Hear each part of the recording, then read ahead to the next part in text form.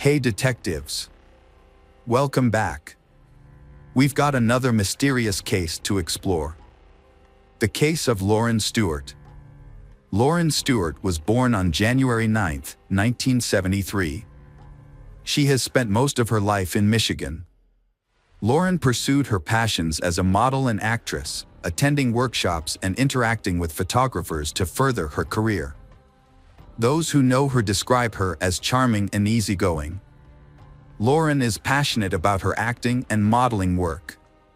She enjoys new experiences, learning from others and sharing ideas, seeing life as an adventure and striving to live life to the fullest. Lauren is married to Daniel Stewart, a senior software architect at the University of Michigan, where he works predicting heart attacks. Prior to his current role, Daniel spent several years in the tech industry as a Coda developer. Lauren and Daniel were devout Christians in the Jehovah's Witnesses sect for a long time until 2013, when they decided to leave Christianity. Lauren and Daniel have 2 children, Stephen Stewart, 27, a data solutions architect and computer scientist, and Bethany Stewart, 24, a talented artist and graphic designer. At 45, Lauren seems to have the perfect life, a loving husband, well-educated children, a thriving modeling career, and a beautiful home in Keio Harbor. But deep inside, Lauren struggled with the emotional pain of being shunned and rejected by the Jehovah's Witness community she grew up in. The strict rules and practices of shunning former members took their toll on her. Lauren and Daniel's decision to leave the faith was a difficult one. The Laurens remained devout Jehovah's Witnesses until 2013, but the church's strict rules posed problems for their children's futures. Celebrating holidays was forbidden and higher education was prohibited, with the threat of expulsion for non-compliance. When Daniel asked for his children to attend university, he was warned that defying church policy would result in expulsion, which was distressing for the family as it meant complete social isolation, even from relatives. Lauren's family made the decision to leave the Jehovah's Witnesses after careful consideration. While the decision initially seemed right, they soon faced strong opposition from their community, which became unbearable, especially for Lauren. She found that even simple tasks like going shopping became difficult due to hostile looks and hurtful comments from former friends. Although these comments were not directed at her, they were said loudly enough for her to hear. Living in a small community of 3,300 residents, many of whom were Jehovah's Witnesses, Lauren's family faced a harsh reality, with prominent church members constantly reminding Lauren of her outcast status. The emotional stress eventually became too much to bear. Lauren turned to exercise to regain her health.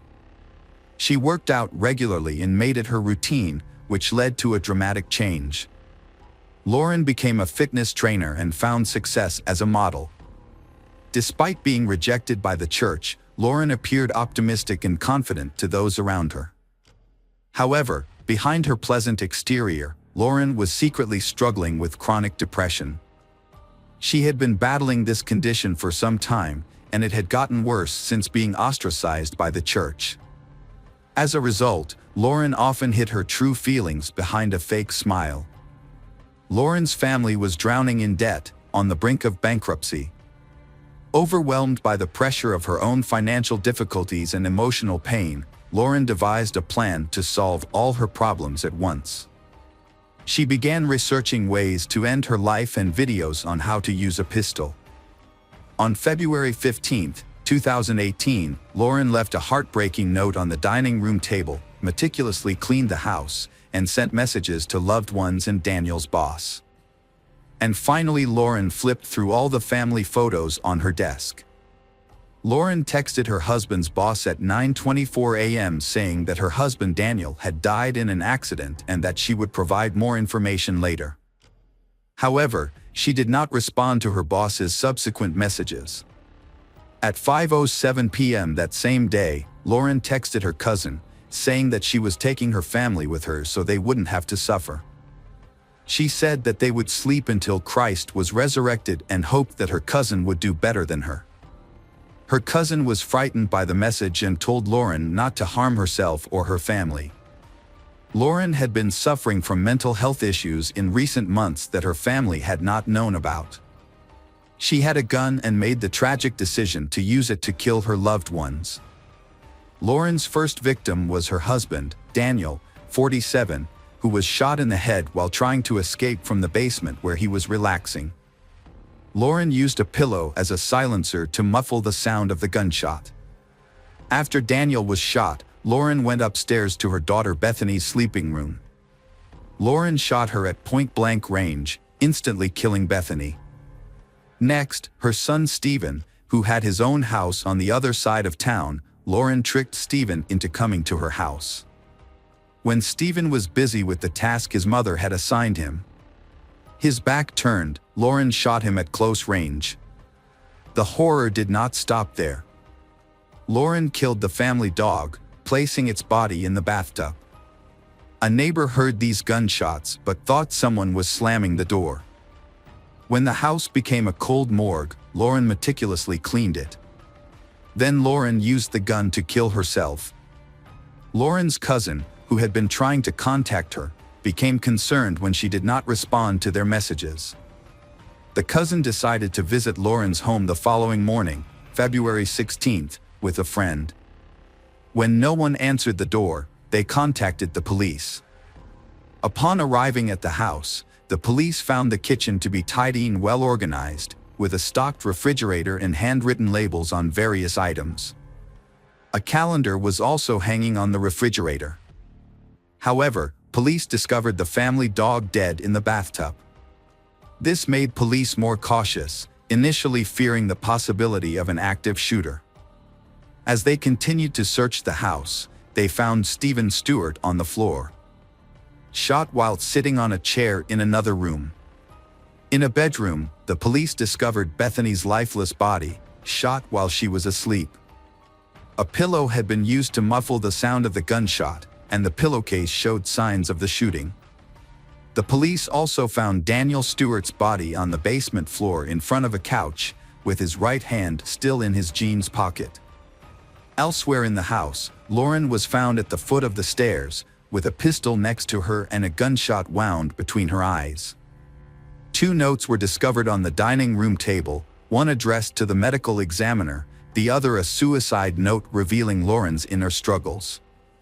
Lauren's note explained that she felt she had allowed evil into her heart by rejecting God's love. She believed that by killing her family, she could spare them from suffering.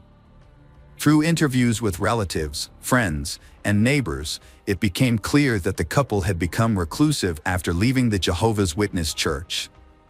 Lauren's past struggles, particularly her battle with depression, were compounded by the stress of motherhood. Family members also revealed that Lauren, who was one of 11 siblings, had a history of depression that likely contributed to her actions. Lauren has become increasingly obsessed with her faith in recent years. Her family, including her father and sister, have not spoken to her in years. Lauren's mother died when she was 13. The tragic event has left a lasting impact on those close to the family. Joyce Taylor, a longtime friend, believes the murders were a direct result of the family's rejection by the Jehovah's Witnesses. Joyce Taylor and other former members reveal the harsh reality of leaving the faith. When someone leaves the Jehovah's Witnesses, they are often shunned by their own family members who remain in the church. This severe form of shunning can take a heavy emotional toll. According to Joyce Taylor, Lauren and Daniel's desire to give their children a college education conflicted with the church's teachings, which discourage such pursuits. This clash between their aspirations and the church's rigid doctrines ultimately led to a tragic outcome. The family was shunned in every way possible. As Joyce Taylor explained, when you're raised a Jehovah's Witness, the church controls many aspects of your life, including your friendships and associations. If you go against these rules, you risk being disfellowshipped or shunned. Joyce Taylor stormed into a Kingdom Hall meeting in Union Lake, seizing the opportunity to confront the congregation about a recent tragedy. She passionately criticized the gathering, her voice filled with a mix of anger and sorrow. 5 years ago, you withdrew your support from a small family, Joyce Taylor exclaimed. They had no one else to turn to, but you turned them away and shunned them. Why? Because they wanted to raise their children as they saw fit. Just 2 days ago, 4 people died because of your alienation, Joyce Taylor said. Her words sent shockwaves through the room, forcing her to push away members of her congregation as she expressed her pent-up frustration. Police investigations into Lauren's family revealed that she, her husband, and her sons were all using cannabis. Further investigation revealed that Lauren's horrific actions were the result of a combination of factors. These included feelings of loneliness, strained relationships with family and friends due to their differing religious views. These factors combined to add to her pain, ultimately leading her to commit a horrific act. Hello, crime enthusiasts. Are you ready for another chilling investigation? The case of Gerardo couple. Jennair Gerardo was born December 19, 1970, in the city of Fort Wayne, Allen County, Indiana, USA. She spent her childhood and teenage years in the area. Jennair graduated from Bishop Luers High School, where she achieved excellent results in advanced courses. She then attended Purdue University at Indianapolis, studying communication and actively participating in the theater arts program. Later, she continued her communication studies at Butler University. Jennair earned a Bachelor of Arts degree in Communication and Theater Arts.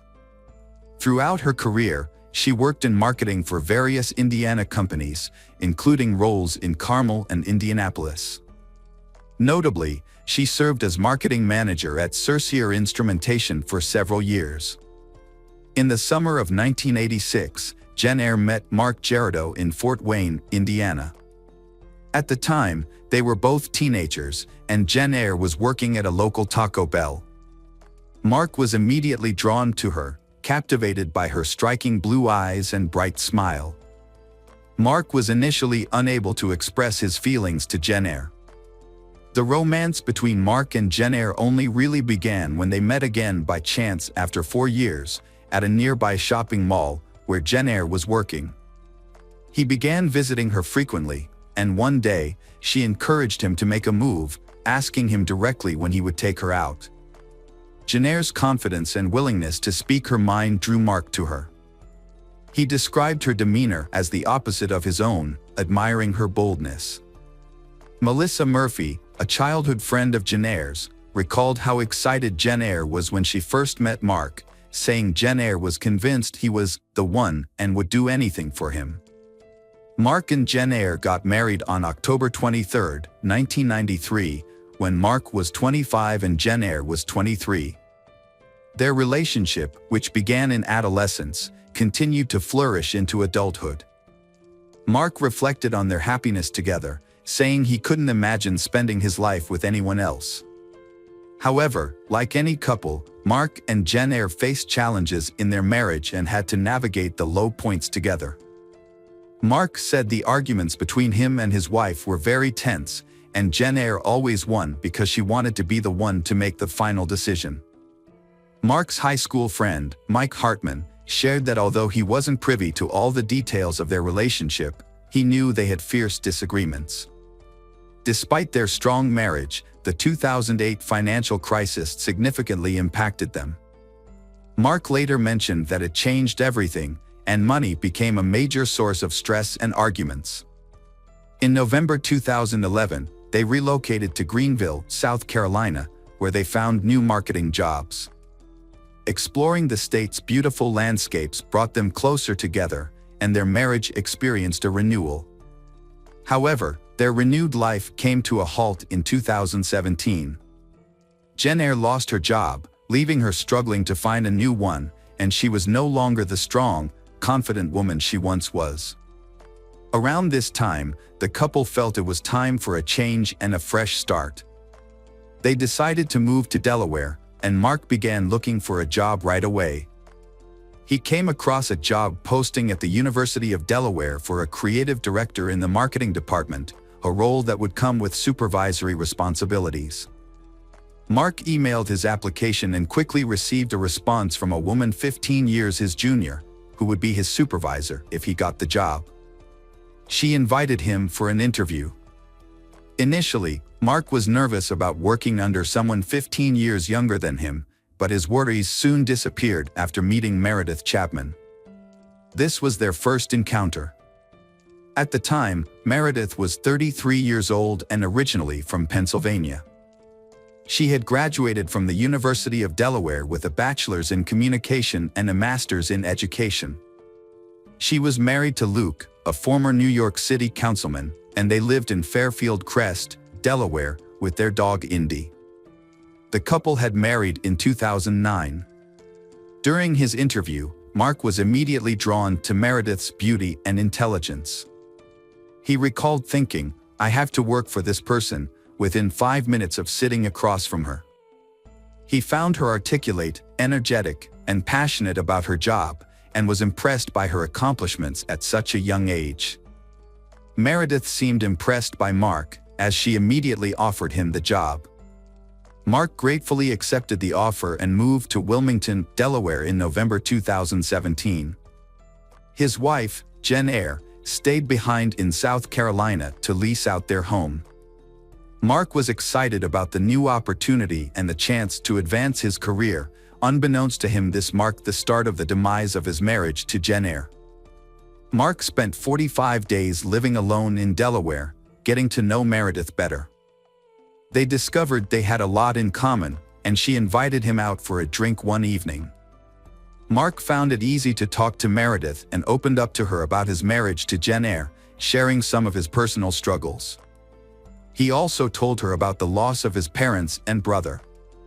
Mark was unaware of what was happening between him and Meredith at first. Mark stated that he really hadn't known what was happening. He admits that he feels affection for Meredith and expresses that being with her is a wonderful experience. After their dinner date, he started to understand his feelings and realized he was attracted to her. As Mark spent more time with Meredith, the issues in his marriage became more apparent. He began to compare Meredith to his wife, noting that Meredith praised him and made him feel appreciated, which was something his wife never did. Mark was really touched by Meredith's compliments. Mark was deeply attracted to Meredith, but he felt guilty about betraying his wife. As a result, he initially attempted to end his relationship with Meredith. However, he couldn't shake off the feelings he had developed for her, especially after learning that Meredith was unhappy in her own 9-year marriage. Mark explains that his relationship with Meredith is great, which made it difficult for him to shut down the relationship. He wanted to understand what drew them together. Before Jen Eyre joined her husband in Delaware, Mark and Meredith had already confessed their love for each other. Mark felt it was natural to express his love for Meredith, as the feeling was powerful. In December 2017, Jen Eyre moved north and noticed Mark's distant behavior. She soon confronted him, sensing that he might be involved with another woman. Jen Eyre asked Mark what was going on with him and said that he was acting different. Jen Eyre specifically mentioned Meredith because Mark often mentioned her when discussing new job. Although Mark initially denied the affair, Jen Eyre continued to question him, aware that something was amiss between him and Meredith. She began to closely monitor his activities. Mark is confused as to why Jen Eyre knows the private aspects of his affair with Meredith. Around Valentine's Day in 2008, Jen Eyre collected evidence that her husband was having an affair. However, this came at a cost. Mark discovered that Jen Eyre had hired a company to hack into his phone, allowing her to read his texts, view his photos, and access his call records with Meredith. Mark confessed to Jen Eyre that he had developed feelings for Meredith, unable to continue the deception. Jen Eyre, heartbroken but determined to save their marriage, asked Mark to attend marriage counseling with her, and he agreed. However, during their second session, Mark discovered a recording device hidden in his jacket. Initially thinking it was an anti-theft device, he realized it was actively recording him. Furious, Mark confronted Jen Eyre. She claimed she wanted to understand the extent of his relationship with Meredith and suspected they were planning something together. This has been marked the beginning of the end for Mark and Jen Eyre's marriage. Mark eventually told Jen Eyre that he intended to file for divorce in May 2018, once he had met the residency requirements in Delaware and could leave their shared home. During this period, Meredith Chapman's life was on an upward trajectory. She had landed a new role as assistant vice president at Villanova University in Pennsylvania and relocated to Radnor Township. Meanwhile, her marriage was coming to an end, paving the way for her to pursue a relationship with Mark. As Meredith and Mark's relationship deepened, Jen Eyre was Mark's wife at that time, began consulting with divorce coach Sheila Brennan. Jen Eyre was struggling with feelings of bitterness and anger, stemming from being replaced by a younger woman. Her concerns were compounded by financial uncertainty, having moved north without securing a new job. Jen Eyre's situation continued to deteriorate, ultimately taking a toll on her mental health. Mark noticed her distress and suggested that she see a psychiatrist for professional help. He also encouraged her to reach out to family and friends, as she had mentioned suicidal thoughts and even threatened to jump out of a window. Mark stated that Jen Eyre appeared to have come to terms with their upcoming divorce. She walked up to him with a list of things she wanted him to do in the weeks before he officially moved out. Her requests included activities such as going on hikes, having dinner together, and generally spending quality time as a couple. Mark agreed to fulfill her requests, thinking it would help Jen Eyre be in a better emotional state.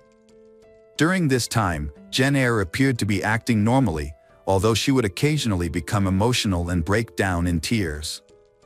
Over the next few weeks, Jen Eyre started posting on the app Nextdoor. She was looking for recommendations for a good marriage counselor who could help couples that were close to getting a divorce. In her post, Jen Eyre specified that they needed a counselor with extensive education and experience in handling complex issues such as infidelity, depression, traumatic experiences, and child-parent dynamics.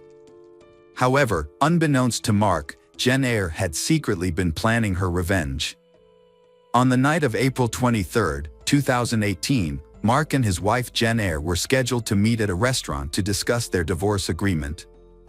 However, Jen Eyre sent Mark a series of messages, first saying she was running late, then telling him to go home as she wouldn't make it to the. Mark got up to leave, but minutes later, he received a disturbing picture from Jen Eyre, an image of trash with a condom in the middle. This led him to believe Jen Eyre was rummaging through Meredith's trash can outside her home. More text messages followed, including one that said he had ruined co-life. Jen Eyre's next messages were even more ominous, saying she hoped he never found happiness and she had said goodbye to Mark. Alarmed and fearing for Meredith's safety, Mark tried to contact Meredith multiple times, but all his calls and texts went unanswered.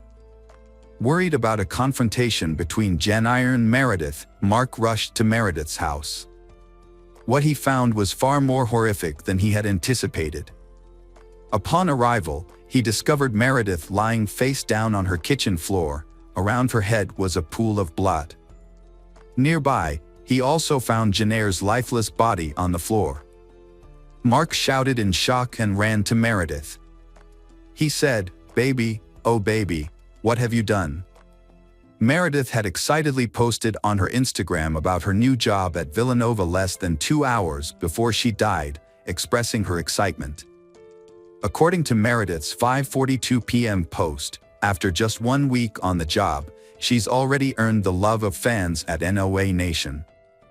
Later that evening, she arrived at her home on Lowry Lane in Radnor Township, parked her Audi in the driveway, opened the door, and walked inside, unaware that Jen Eyre had broken in and was hiding, waiting to attack her. When Mark got there, Tim, one of Meredith's neighbors, was present. He mentioned that he heard a commotion and went out to see what happened. Mark asked him to call 911. Sergeant Christopher Furr of the Radnor Township Police Department said the call made his heart sink. Sergeant Christopher said they don't usually get calls like this. When they arrived, the scene was chaotic with a lot of police present. Mark, who appeared out of breath according to Christopher, was put in an ambulance before being taken to the police station as a suspect. After questioning Mark and discovering that the gun used in the two deaths was under Jennair's body, the police concluded that Jennair had broken into Meredith's home, killed her, and then committed suicide. The police received a tip from witness, who claimed to see a woman in a trench coat, hat, sunglasses, and possibly a wig watching the house with binoculars. They also found a set of car keys at the crime scene that were traced to a Cadillac rented by Jennair. Mark was surprised to learn about the Cadillac. He said he learned most of this from the police and the news. Jennair had rented the car 2 weeks before the incident, and it was parked just outside their apartment.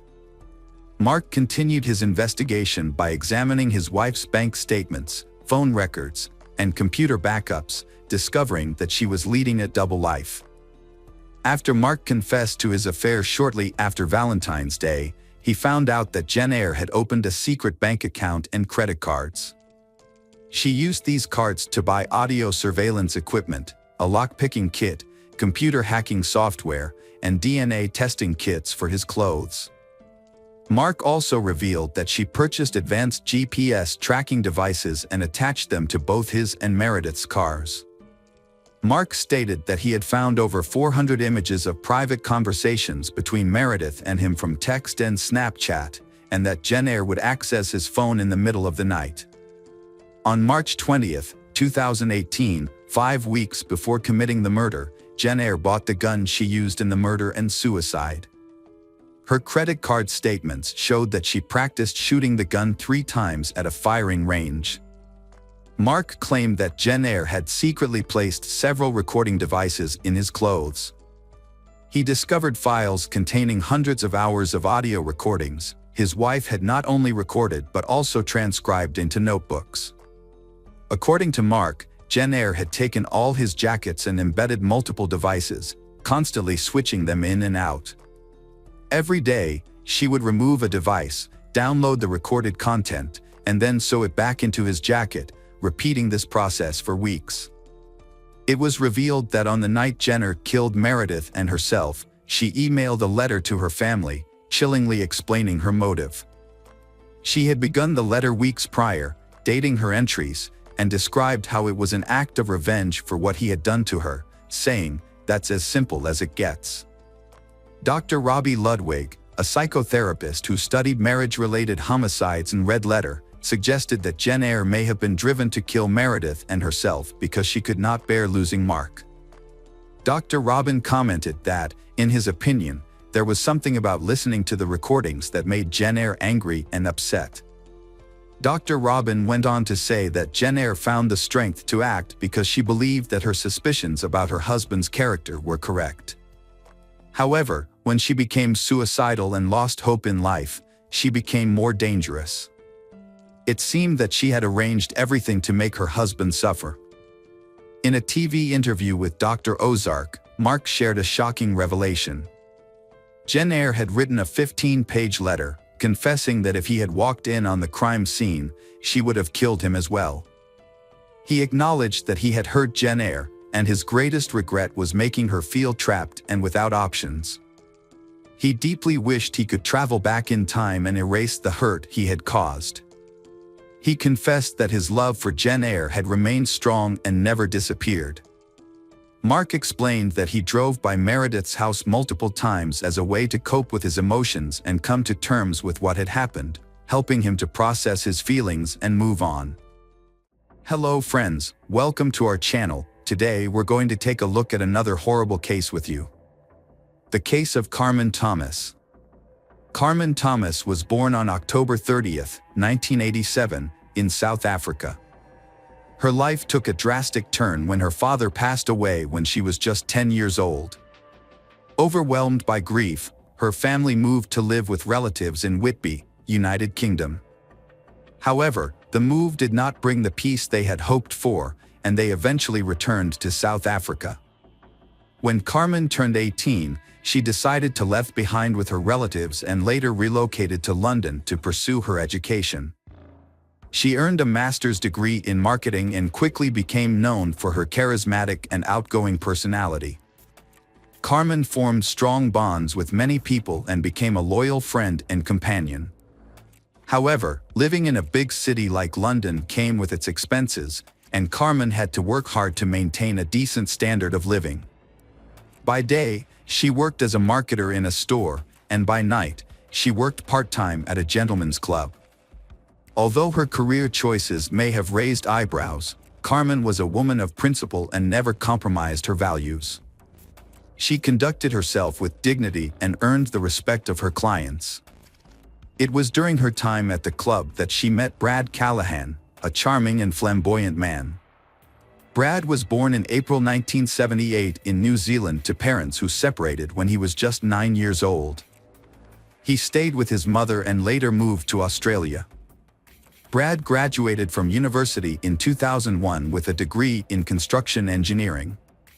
He was then offered a job as a chief structural engineer for a large business complex in the UK by a prominent construction company. To navigate the complex's high-stakes negotiations and enhance his professional status, Brad sought the services of a gentleman's agency, where he met Carmen. She was intelligent, tall, and beautiful, with striking dark eyes and black hair. However, Brad's demanding career and ambitious nature left him little time for a serious relationship. Despite this, Brad and Carmen got along well after a dinner, and their casual interactions eventually blossomed into a solid friendship. Over time, their friendship deepened into a romance, and they began living together. Their relationship was built on mutual trust, care, and support.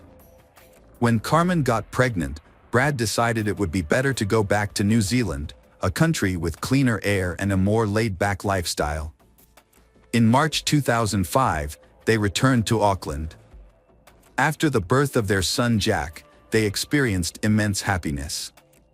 They prioritized Jack's safety and well-being, making sure he had everything he needed for a happy childhood. However, the arrival of their son brought significant challenges to their relationship. The first problems arose in the relationship between Carmen and Brad due to disagreements on how to raise their child, causing tension and instability. After 3 years, they decided to go their separate ways, but shared joint custody of their son, Jack. The breakup was challenging for both, but they made a genuine effort to maintain a positive relationship for Jack's sake. Carmen and Jack eventually moved in with Colin, Carmen's half-brother, who also lived in Auckland. With time, Carmen regained her emotional balance and started a new life without Brad. In 2008, she and her son relocated to a house on a street near Brad's, so Jack could be close to his father. Having lost her own father at a young age, Carmen wanted to ensure Jack always had a father figure in his life. Despite her decision to live near Brad, Carmen's friends and family believed she and Brad still had a good friendship, but in reality, they only spent time together when it was related to Jack. As time passed, life continued for Carmen. After parting ways, Carmen and Brad each attempted to move on.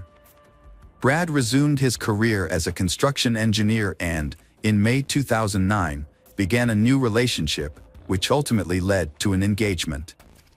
Meanwhile, Carmen devoted herself to raising their son and, much to Brad's dismay, returned to her work at a gentleman's club. This choice troubled Brad. Carmen repeatedly presented Brad with ultimatums, but he dismissed her requests, focusing on his impending marriage and plans for fatherhood once again. This marked the beginning of adjustments to his financial commitments, specifically affecting the alimony payments for the maintenance of their son, Jack, which Brad made in accordance with their agreement. However, Carmen viewed the financial constraints as a catalyst in an escalating series of conflicts.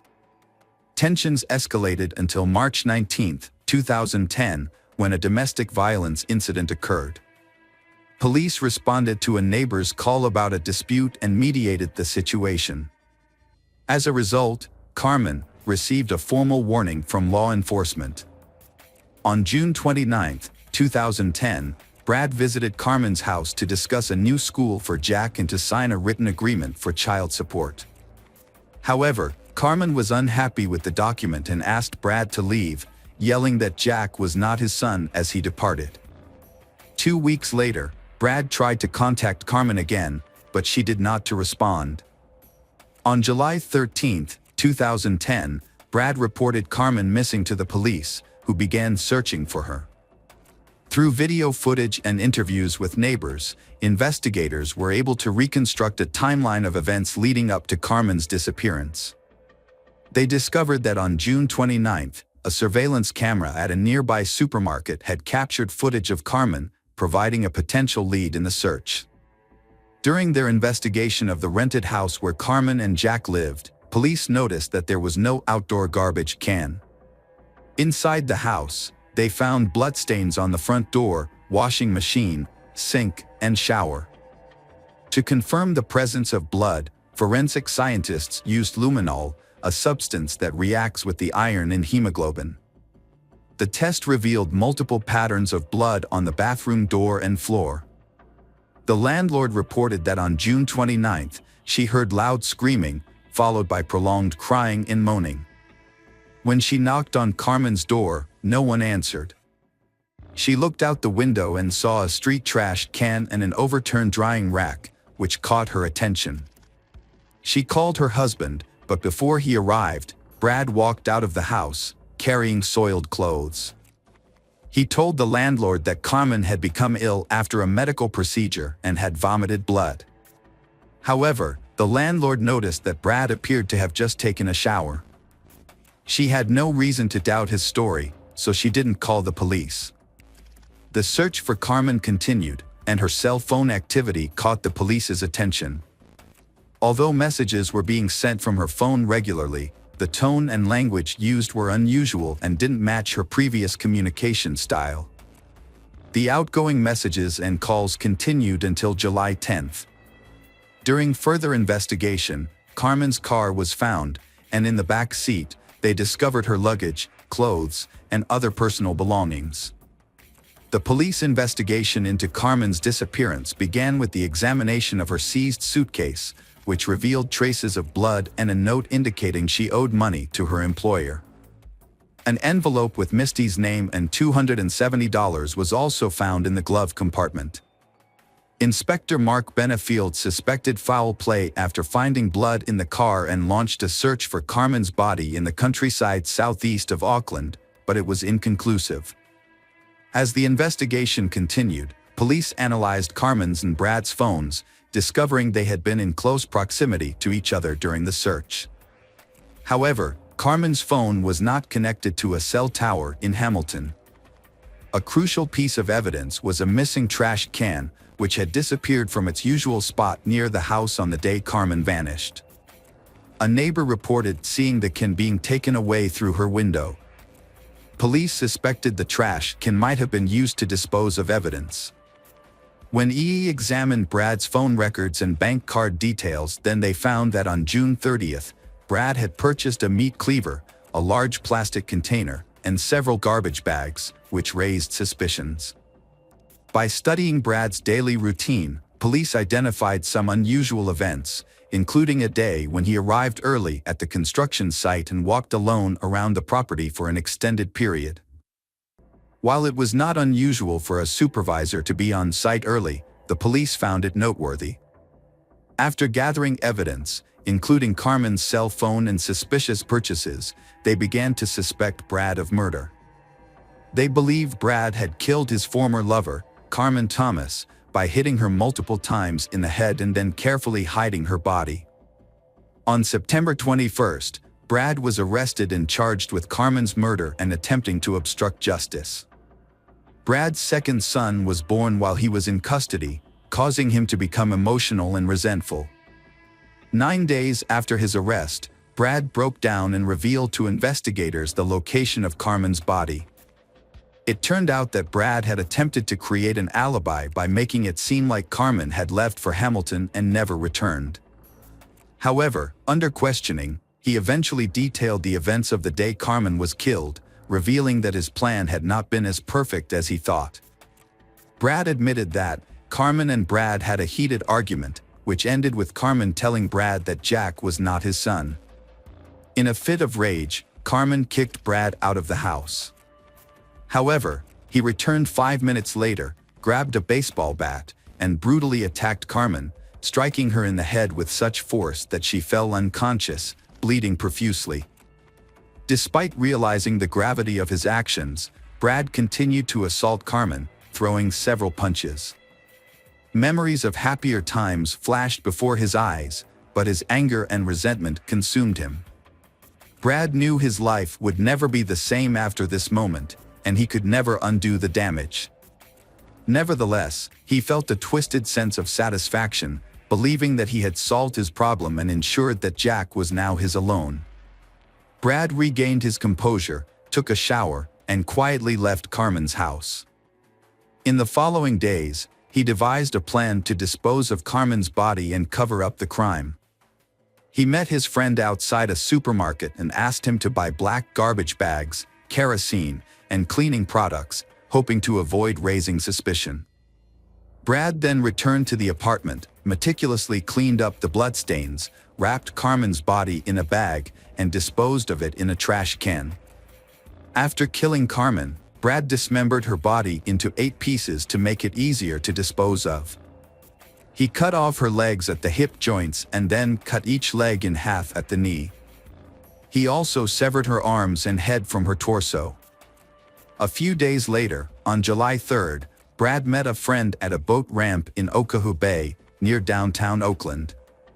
He confessed to his friend that he had killed Carmen during an argument and asked for help disposing of her body.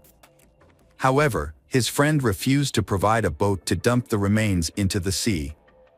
Over the next few days, Brad drove to Ware Ridge in West Auckland and buried the dismembered body parts in a shallow grave. On July 7th, he drove Carmen's car to Hamilton and abandoned it in a hotel parking lot. He left a suitcase of clothes and some of her personal belongings in the car to make it seem like she had left voluntarily. However, he made a critical mistake by including bloody clothes in the suitcase. In an attempt to cover his tracks, Brad started sending text messages from Carmen's cell phone to her friends, pretending to be her. He claimed that she was not feeling well and had been in bad shape for days. However, this plan ultimately backfired on him. On October 1st, police excavated the burial site indicated by Brad and found the body of Carmen Thomas. Her remains were discovered in plastic containers, carefully removed from a makeshift grave on Wayfair Ridge. An autopsy revealed that Carmen Thomas had died from multiple blows to the head, with the fatal blow causing a compressed skull fracture.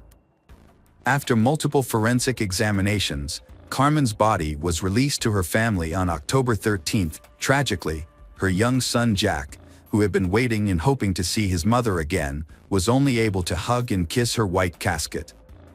On February 8, 2011, Brad Callahan's first court hearing was held. Judge Winning determined that the crime was unintentional and took into account Brad's claim that he acted impulsively in a state of rage. However, the judge was more severe in his assessment of the subsequent cover-up. On May 26, 2011, Brad Callahan was charged with attempting to change the course of justice. A retrial was held on November 25, 2011, where police officers filled the High Court in Auckland. In a surprise move, Brad Callahan made 2 guilty pleas, admitting to murder and attempting to change the course of justice after Carmen's death. A judge has sentenced 31-year-old Brad Callahan to life in prison for murdering Carmen Thomas. Brad was also given a 6-year sentence for attempting to interfere with the investigation into Thomas's death. The judge considered this one of the most serious cases of attempted interference with justice, describing Brad's actions as extremely serious. During the trial at Auckland High Court, the judge criticized the brutality of Thomas's murder, but decided not to impose the harshest possible sentence. The courtroom was filled with Thomas's friends and family, including her parents who had traveled from South Africa. Judge Venon condemned Brad's attempts to cover up his crime, which involved considerable effort and deception. The 6-year sentence for interfering with the investigation will be served at the same time as the life sentence. In a statement, the Thomas family expressed their ongoing anger and grief, saying that no punishment can bring their daughter back. However, they are relieved that Brad will be in prison for a long time, giving him the opportunity to reflect on the harm he has caused. Little boy Jack Brad is living with his grandmother in another town under an assumed name. Hello friends, welcome to our channel. Today we're going to take a look at another horrible case with you. The case of Gabriela Alcano. Gabriela Alcano was born on May 17, 2001, in Santiago, the capital city of Chile. She was the only child of Frederico Alino and Carolina Donosa Campos, and the first grandchild in a large, close-knit family. Her paternal uncle, Rodrigo, who served as her godfather, and her grandfather, Carlos, both adored her deeply, with Carlos regarding her as the central figure in his life. Gabriela grew up in a loving and supportive environment, despite her family's modest means. Her parents, though not wealthy, worked hard to provide her with a good education and upbringing. When Gabriela was 5, her parents divorced, and she lived with her mother, who dedicated herself to raising her. Her father, however, remarried and had 2 younger sons, but he continued to support Gabriela and her mother financially and remained involved in her life. Gabriela was a sweet and friendly child, who was a bit shy but made friends easily. Her gentle nature and lovely appearance earned her admiration from those around her. She excelled academically, enjoyed music, dance, and art, and her parents encouraged her talents. Gabriela cherished her relationships with her younger half-brothers, spending quality time with them at her father's nearby home during weekends and holidays. Overall, Gabriela's childhood was a happy and carefree time, filled with love and support from her family. Gabriela's first love was at the age of 15. She fell for Fabian Chasis Aravan, a fellow student who was a year older. At first, their relationship was innocent and sweet. They would walk together, share ice cream, and steal kisses. Fabian came from a good family with well-respected parents who valued education and raised him to be a good person. However, Fabian was a quiet and private person who struggled with social interactions. He would avoid eye contact and turn away from others, leading many to think he was just shy. Gabriela's father met Fabian and thought he was a calm, dependable, and responsible young man. He had a serious talk with Fabian, asking him to take care of Gabriela, and Fabian promised to do so. Initially, Fabian made an effort to be attentive and caring. However, as time passed, a different side of Fabian emerged. He became controlling and cruel, revealing a darker aspect of his personality. Fabian's controlling behavior dominated the relationship. He was intensely jealous and dictated who Gabriela could and couldn't interact with. He monitored her phone activity, insisting on instant responses to his calls and messages, regardless of the time. If she failed to comply, he would throw tantrums, displaying childish and abusive behavior. During the first 6 months of their relationship, Gabriela attempted to downplay Fabian's frequent outbursts of anger and jealousy, believing they would eventually subside. Blinded by her love for him, she tried to meet all his demands and held on to the hope that he would revert to the caring and gentle person she initially fell in love with.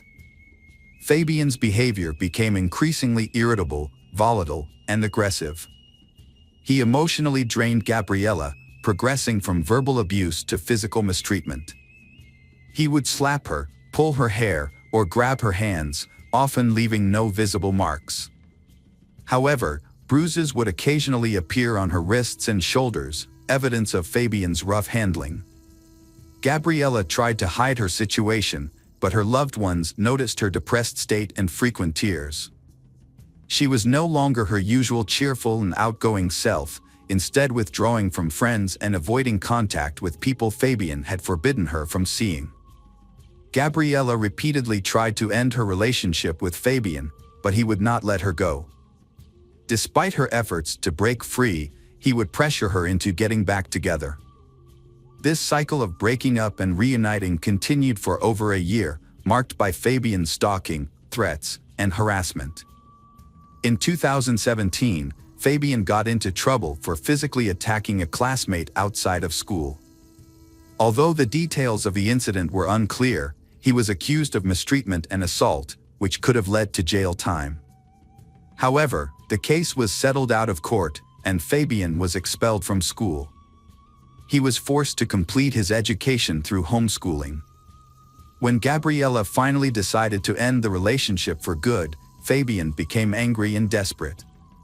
He apologized and promised to change, begging her to take him back. However, when she refused, he began to stalk and harass her. He would show up at her school or home, even attempting to climb into her room through the window. He bombarded her with dozens of calls, texts, voice messages, and social media messages, trying to intimidate her into resuming their relationship. Gabriella was determined to end the relationship, despite Fabian's erratic behavior. His messages veered wildly from apologetic to threatening, but she remained resolute. However, Fabian's actions were unpredictable and frightening. He would often vanish for weeks, giving Gabriella a glimmer of hope that he had moved on, only to reappear and resume his harassment. Fabian's behavior was relentless and intrusive. He would follow Gabriella everywhere, showing up unexpectedly and causing public scenes. His outbursts were loud and intimidating, leaving Gabriella feeling anxious and fearful. As a result, she became reluctant to be alone, always seeking the company of friends or family after school. She would often meet her mother at work and travel home with her, or ask her father or uncle to accompany her on trips. This constant vigilance took a toll on Gabriella, leaving her exhausted and drained over several months. A devastating series of events began to unfold for the Alcano family when a burglar broke into the home of Federico's second wife, taking her life in a tragic turn of events. At the time, the children were at school and Federico was at work, leaving her alone and vulnerable. Fortunately, the perpetrator, a neighbor with a prior conviction, was apprehended immediately. Gabriella and her mother rallied around Federico, offering emotional support and helping him care for the children during this difficult time. Although Gabriella's thoughts were temporarily diverted from Fabian, who had gone missing around the same time, she remained focused on her own goals. She was busy preparing for entrance exams, hoping to secure a spot at one of Santiago's most prestigious universities, where she aspired to study journalism or advertising. However, this tragedy was only the beginning of a series of heartbreaking events that would soon befall the Alcano family. In May 2018, Fabian suddenly re-emerged, beginning a campaign of obsessive stalking that made Gabriella feel unsafe in all aspects of her life. He was able to access her property by climbing over the fence and even showed up at places she regularly visited, such as the supermarket and the mall. By early June, Gabriella was so alarmed by his behavior that she sent screenshots of her disturbing messages with Fabian to her two closest friends, including audio recordings where he explicitly threatened her and demanded they restart their relationship. Gabriella was secretly living in fear for her own safety and that of her loved ones, but she chose not to share her concerns with her family to avoid causing them unnecessary worry. On June 10, 2018, the Alino family came together to celebrate a milestone birthday, Carlos's 80th. Tragically, this joyful gathering would turn out to be the last day of life for Gabriella and her mother, Carolina. The evening had begun on a happy note, with the house filled with laughter, music, and the warmth of a big family meal. As they celebrated Carlos's special day, everyone wished him good health and many more years to come.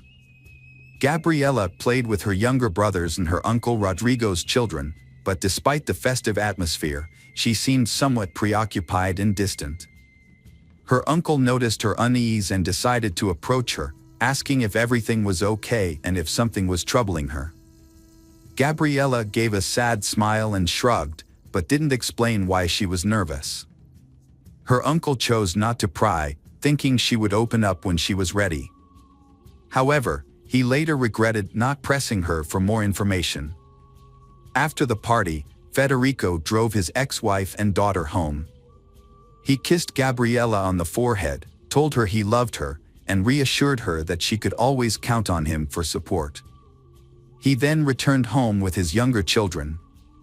Tragically, this was the last time he saw his eldest daughter and first wife alive. In the early hours of June 11th, a horrific crime took place. Fabian, armed with a hunting knife, climbed over the fence of his ex-girlfriend's house. He planned to sneak into Gabriella's bedroom through the window and attack her. However, just as he was about to enter, the lights turned on, and the back door creaked open. Carolina, who had been unable to sleep, had gotten up to investigate the noise.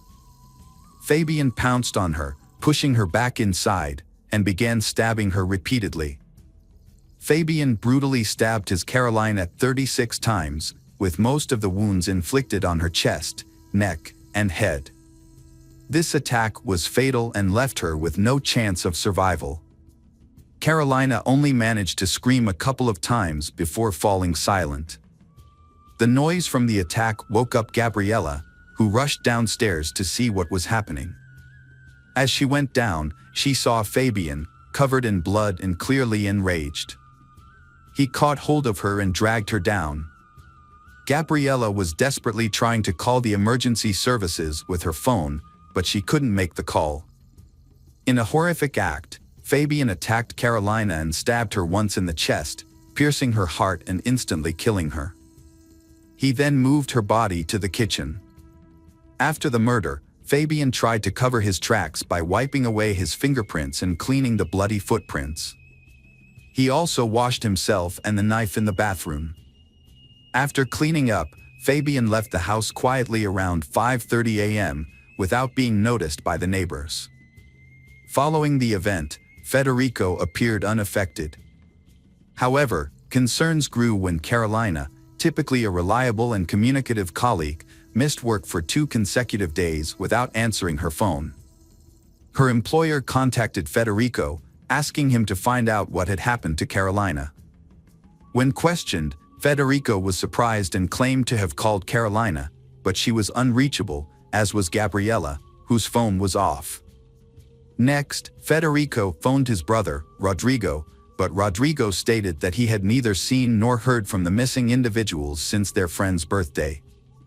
Following the phone call, Federico decided to pay a visit to Carolina's home. The property appeared uninhabited. Nonetheless, Carolina's vehicle remained in the garage. Without forcibly entering, despite possessing a spare key, Federico merely checked on the status of the property. Federico called the police and asked them to check the house, but he didn't enter himself because he was afraid of what he might find. The police officers were puzzled by this, especially since he had a key. When they finally entered the house at 11 a.m., they found the lifeless bodies of Carolina and Gabriella on the kitchen floor, surrounded by pools of blood. Despite the obvious fact that the women had been dead for over a day, Federico was overcome with grief and irrationally demanded that the police call an ambulance to save them. The police had to calm Federico down, but his behavior raised suspicions, and they took him outside to a police car for questioning. When he tried to leave the car and found the door locked, he became agitated and demanded to know why. It was then that he realized he was the main suspect in the double homicide. Federico was shocked and devastated by this turn of events, unable to comprehend how he could be suspected of killing his own daughter. Rodrigo arrived shortly after and was equally shocked to learn that his brother had not been released.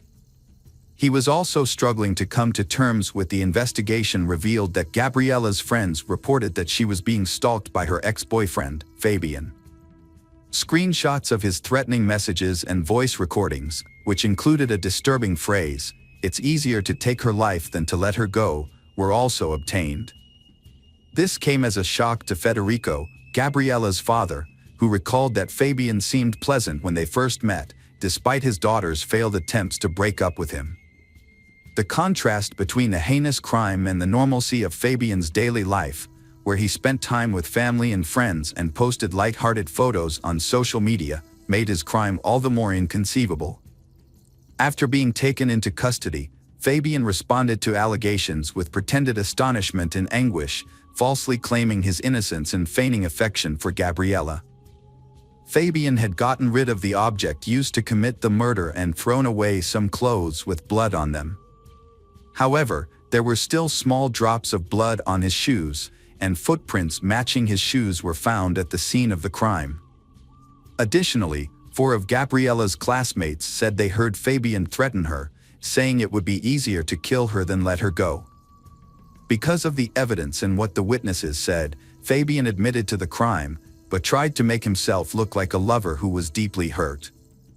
The defendant claimed that his intention was not to harm Gabriella, but rather to have a conversation with her. However, the situation escalated, and he ultimately treated her mother as an unwanted witness. He struggled to provide a reasonable explanation for bringing a hunting knife to the encounter, which was supposedly meant to be a conversation. Following the autopsy and other necessary examinations, the victims' bodies were released to their family for burial. A large crowd gathered at the funeral to pay their respects to the deceased and offer condolences to their loved ones.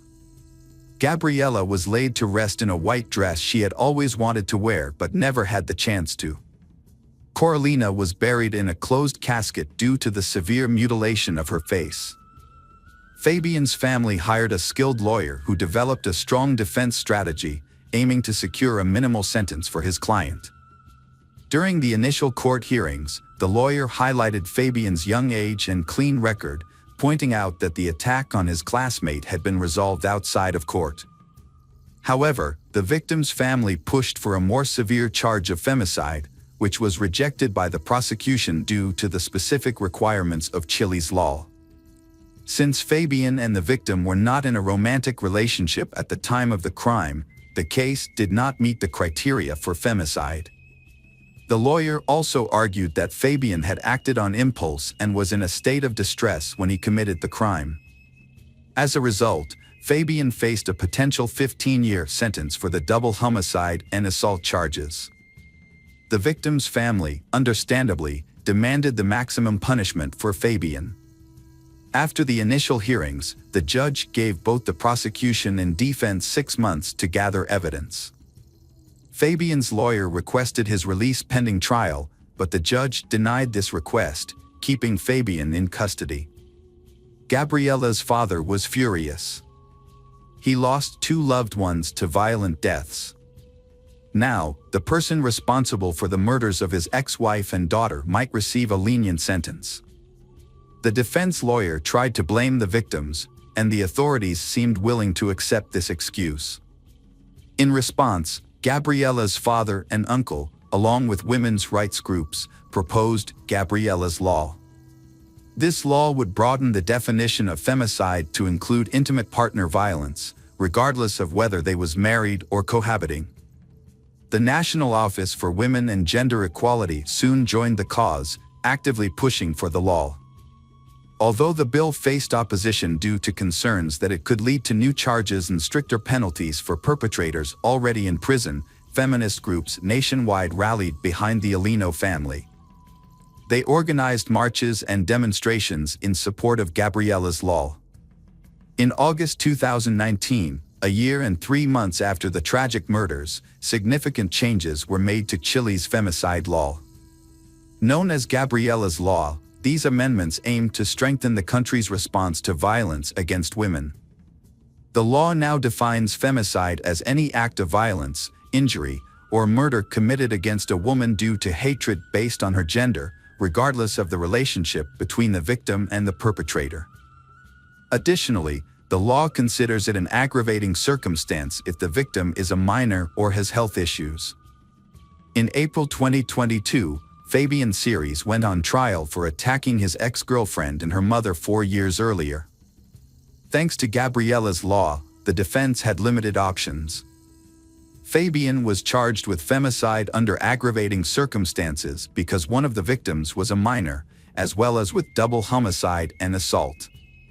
On April 20th, he was sentenced to life in prison without the possibility of parole. After the verdict was delivered, Federico and Rodrigo spoke to the court, expressing their gratitude to the judges for their fair decision. They acknowledged that no punishment could restore the life of their loved ones, Carolina and Gabriella, but emphasized that a life sentence for the perpetrator would serve as a safeguard, protecting other women from suffering a similar tragic fate. Hello friends, welcome to our channel. Today we're going to take a look at another horrible case with you, the case of Ilana Frick. Ilana Christina Frick was born in September 1977 in Windsor, Ontario, to George and Anna, who had immigrated to Canada from Croatia in the early 1970s. She was the younger of two daughters, with an older sister named Caroline, with whom she was extremely close. Ilana's birth was considered a miracle by her parents. Her mother, Anna, had faced serious health complications after her first pregnancy, and doctors had told them that Anna would likely never conceive again. Anna and George made a significant effort to ensure their daughter's well-being and meet their needs, in spite of the difficulties they faced. They both worked at a car factory, striving to give Ilana and Caroline a good education and a comfortable life. Growing up, Ilana was a diligent and passionate student. She spent most of her free time reading, also found time to attend dance classes, practice gymnastics, and compete in track and field events. During her summer breaks, Ilana chose to work to help support her family, often working in cornfields and learning to manage her finances wisely. As she progressed through school, Ilana excelled in math and science, and by the time she reached high school, she had set her sights on a career in medicine. Ilana graduated at the top of her high school class and was accepted into a prestigious medical university. Around the same time, she started dating Matthew Ryan, a classmate from high school who was also studying in the same department. They maintained a long-distance relationship after graduation, with Ilana moving to Ottawa to pursue a residency program at the university. Matthew, on the other hand, chose to work at a local hospital and did not pursue further education. Despite the distance, Ilana and Matthew's relationship continued until nearly 2002. They had even made plans to get married, but ultimately decided to remain friends. By then, Ilana was interning at a top clinic and was working towards earning a doctorate, while Matthew's career had not advanced. In February 2003, during a night shift at the hospital, Ilana met Mohammed Shamji, a new colleague. She was immediately drawn to him. Mohammed, who was just a year older than Ilana, was a resident in the neurosurgery department and came from a family of prominent doctors. Mohammed Shamji was born and raised in Ottawa, Ontario, into a family of medical professionals. His father, Farid Shamji, was a well-known surgeon, and his mother, Edith, was a talented psychiatrist. Mohammed's older brother, Ali, also pursued a career in medicine, becoming a medical biophysicist. Both brothers attended Yale University, and later, Mohammed returned to Canada to earn his doctoral degree from the University of Western Ontario. Additionally, Mohammed had taken an interest in a blonde woman, but at first, he did not make any attempts to approach her. Ilana was immediately drawn to Mohammed, a tall, dark-skinned man, and sought to capture his attention. He eventually asked for her number and initiated contact, marking the beginning of their romance. Initially, Ilana perceived Mohammed as a reserved individual who hesitated on dates, jumped between topics, or fell silent, giving the impression of being introverted. However, it was later discovered that his behavior was not due to shyness but rather a lack of interest. Unbeknownst to Ilana, Mohammed was seeing another woman at the time and intentionally kept this a secret. When Ilana discovered she had a rival, she became resolute in her determination to be the only woman in his life.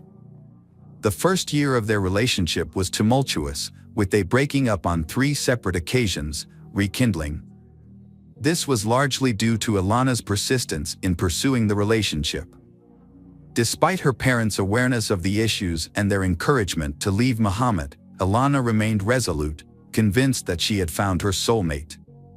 Ilana often showered Muhammad with gifts, surprises, and home-cooked meals, but he only sporadically reciprocated her affection. Muhammad seemed content to accept Ilana's displays of love without feeling obligated to return them. This dynamic created an emotional imbalance, where Ilana grew increasingly dependent on Muhammad. In the summer of 2004, Ilana and Muhammad received unexpected news: Ilana unplanned pregnancy. A sudden life-changing event forced them to rethink their future plans. While both were anxious about the news, Muhammad felt a strong obligation to marry Ilana before the baby was born, as is traditional in his conservative Muslim upbringing. In September 2004, they had a two-part wedding. The first ceremony adhered to Muhammad's family's cultural customs, while the second was a more casual celebration with friends at a popular restaurant. At the time, the newlyweds seemed happy and in love. However, their happiness was short-lived. When their daughter, Yasmin, was born in January 2005, their marital problems became apparent. Muhammad's focus on his career and education left Ilana and their newborn daughter feeling neglected. To make matters worse, Muhammad had been hoping for a son and wasn't afraid to express his disappointment. This marked the beginning of a troubled marriage that would ultimately end in tragedy. After having her child, Ilana took maternity leave to care for her daughter and manage the household. When Muhammad returned home, he would often go straight to his room and spend very little time with his wife and children, which left Ilana feeling abandoned and unappreciated. As time passed, Muhammad's behavior worsened, and he became increasingly critical and abusive. He would insult Ilana's appearance, refuse to eat her cooking, berating and insulting his wife. Despite her growing unhappiness, Ilana chose not to confide in anyone, including her close friends and parents, about her marital problems. However, one day, while Ilana was on the phone with her mother, Muhammad returned home in a bad mood and began berating Ilana in front of her mother.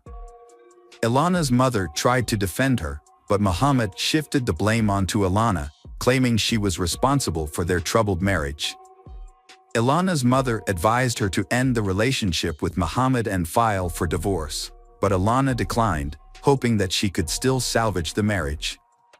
Unfortunately, Muhammad's actions worsened, and he started physically harming Ilana on top of the verbal abuse she had already been enduring.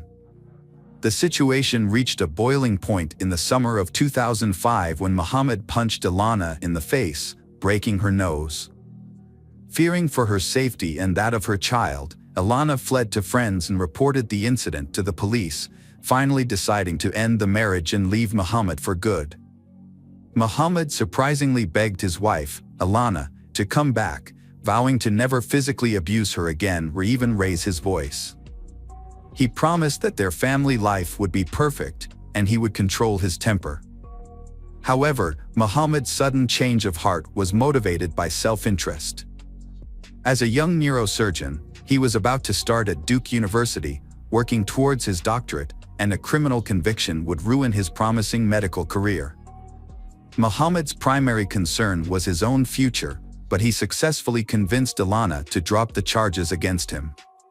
She even agreed to follow him to North Carolina, where he would pursue his studies. Ilana's loved ones were confused when she didn't leave her husband despite the difficulties she was facing. Instead, she moved to another country with Muhammad. When they encouraged her to reconsider, she stood her ground.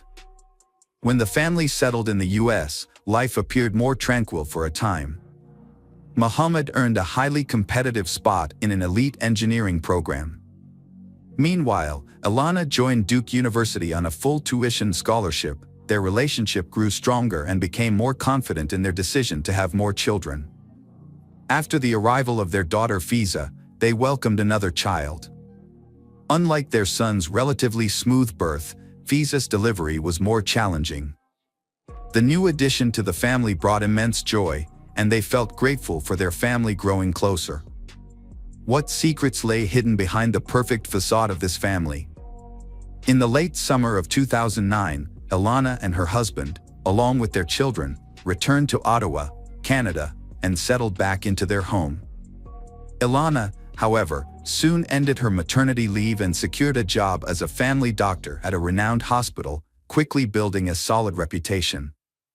Her husband, meanwhile, juggled work, studies, and teaching at a university. As social media gained popularity in the late 2000s, they started a personal blog that portrayed them as an ideal family.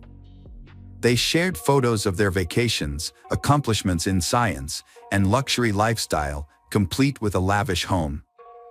They even posted about attending prestigious conferences and trendy resorts.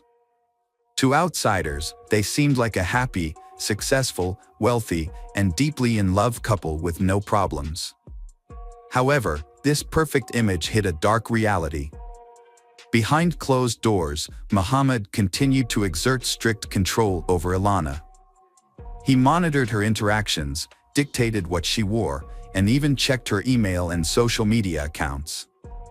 He openly criticized her appearance, style, and parenting methods, leaving Ilana feeling silent and trapped. As time passed, the tension and aggression between them became stressed, with Muhammad frequently yelling at Ilana and blaming her for their arguments and discord. In 2011, a prestigious medical center in Calgary offered a talented neurosurgeon, Muhammad, a fellowship in spinal surgery. Muhammad accepted the offer and relocated to Calgary, but he had to leave his family in Ottawa because his wife, Ilana, couldn't take a leave of absence from her job for over a year. They had to manage a long-distance relationship. During one of Muhammad's visits home, their relationship faced its biggest challenge yet. While at home, Muhammad accidentally left his laptop open, and Ilana saw a message from another woman on his social media account. The content of the message implied a romantic involvement.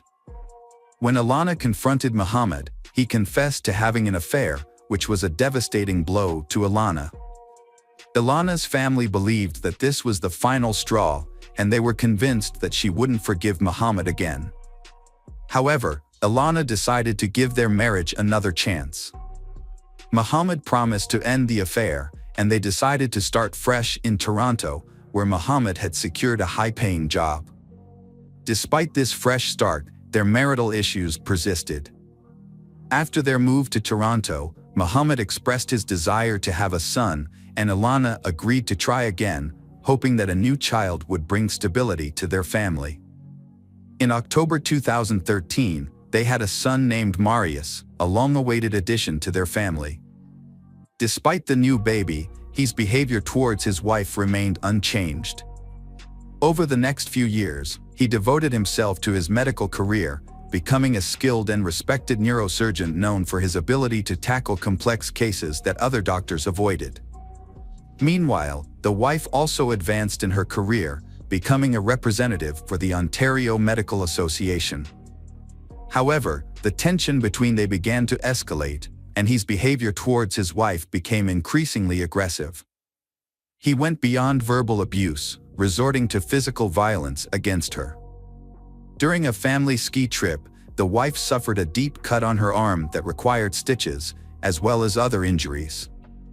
She initially claimed that the injuries were a result of a skiing accident. However, she later confided in her best friend that the injuries were actually inflicted by her husband. Following another heated argument over his latest infidelity, Ilana discovered that her husband, Muhammad, was having an affair with a colleague. After overhearing a suspicious phone conversation, Ilana confronted him, which led to a violent outburst, and he physically abused her. A friend, who was aware of the situation, advised Ilana to end her marriage, but she refused. Her friend jokingly suggested that Ilana should retaliate by having an affair of her own. Although the suggestion was made in jest, Ilana might have considered it a viable option to get back at her unfaithful husband. During the summer of 2016, their relationship continued to deteriorate. Their children were away at camp or staying with their grandparents, leaving Alana and Muhammad to face their marital problems alone. In a surprising turn of events, they celebrated their 12th wedding anniversary in early September, even sharing the news on social media.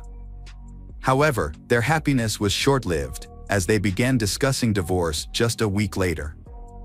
Despite his marital transgressions, Muhammad refused to acknowledge his actions as grounds for divorce, claiming that he was happy with his current situation. On the other hand, a desperate Alana initiated an affair with a co-worker who had been flirting with her, escalating their relationship turmoil. Elena found herself swept up in a new romance, feeling cherished and adored by her partner. This was a welcome change from her current situation, and she reveled in the long-absent sensation of being loved and desired. However, her personal life was about to take a dramatic turn.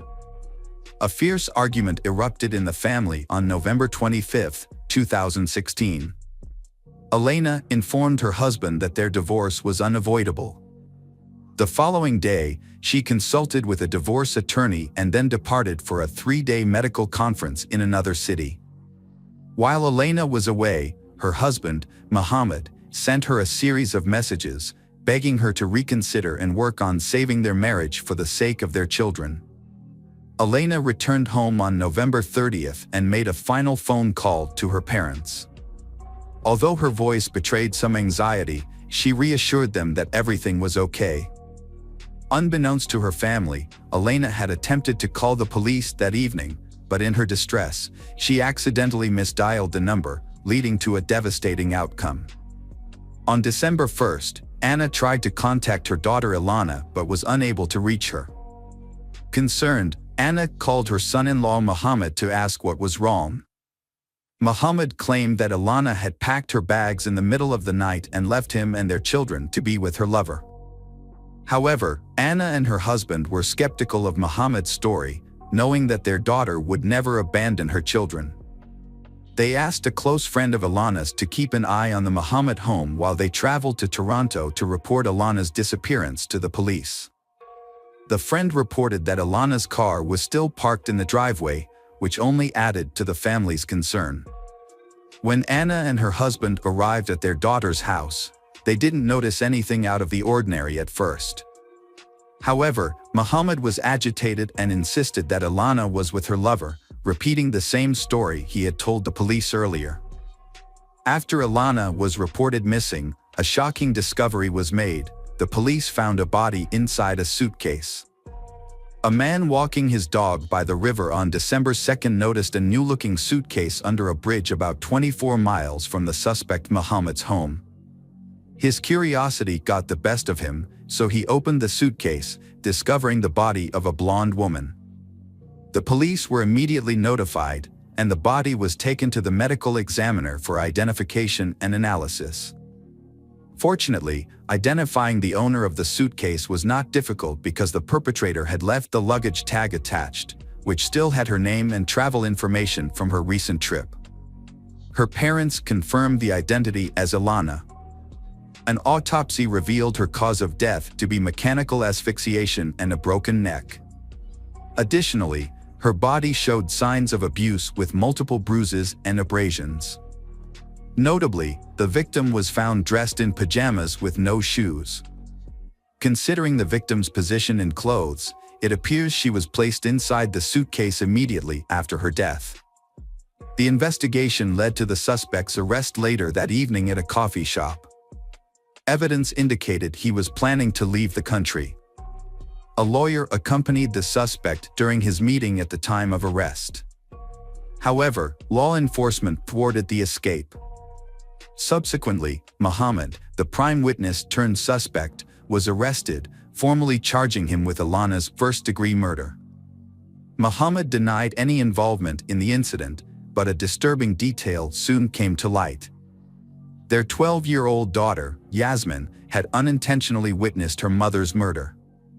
Yasmin reported hearing screams and noise coming from her parents' room, prompting her to rush there. She opened the door slightly and saw her father kneeling behind the bed, while her mother was likely on the floor, out of her sight. Muhammad ordered Yasmin to leave the room immediately, shut the door, and go back to bed. The next morning, he told his daughters that their mother had left. Despite her young age, Yasmin sensed that something terrible had occurred, but she couldn't fathom that her father was responsible for her mother's death. To avoid putting his daughter through the trauma of testifying in court, the accused confessed to the crime. He recounted the events of that fateful evening, stating that he and his wife had argued over her alleged infidelity and desire for a divorce. Muhammad claimed that he didn't intend to harm his wife, but the situation escalated rapidly. The argument turned violent, and when his wife tried to call the police, he knocked the phone out of her hand. She began screaming, and Muhammad struck her multiple times in the face before pinning her to the floor and strangling her with his hands. Muhammad's daughter entered the room, but couldn't see what had happened behind the bed. By the time Muhammad realized his wife was not breathing, it was too late. In a desperate attempt to revive her, he made a fatal mistake, breaking her neck. Panicked, he placed her body in a large suitcase and drove around for hours, unsure of what to do. Eventually, he stopped at a small bridge over a river and threw the suitcase into the water, hoping the current would carry it away. However, the suitcase got stuck against the bridge's foundation, hidden in the darkness. During the trial of the surgeon, a scandal emerged involving his father, Ferd Shamji. The elderly man made derogatory comments about his deceased daughter-in-law, trying to justify his son's actions by claiming she had been unfaithful and provoked him. As a result, his medical license was revoked. Muhammad was found guilty of second-degree murder in April 2019 and sentenced to life imprisonment. However, he may be eligible for parole in 14 years, considering the time he served during the trial. This means he could be released as early as 2030. Additionally, Muhammad was prohibited from contacting his children or his wife's parents and was ordered to pay them a substantial amount of compensation.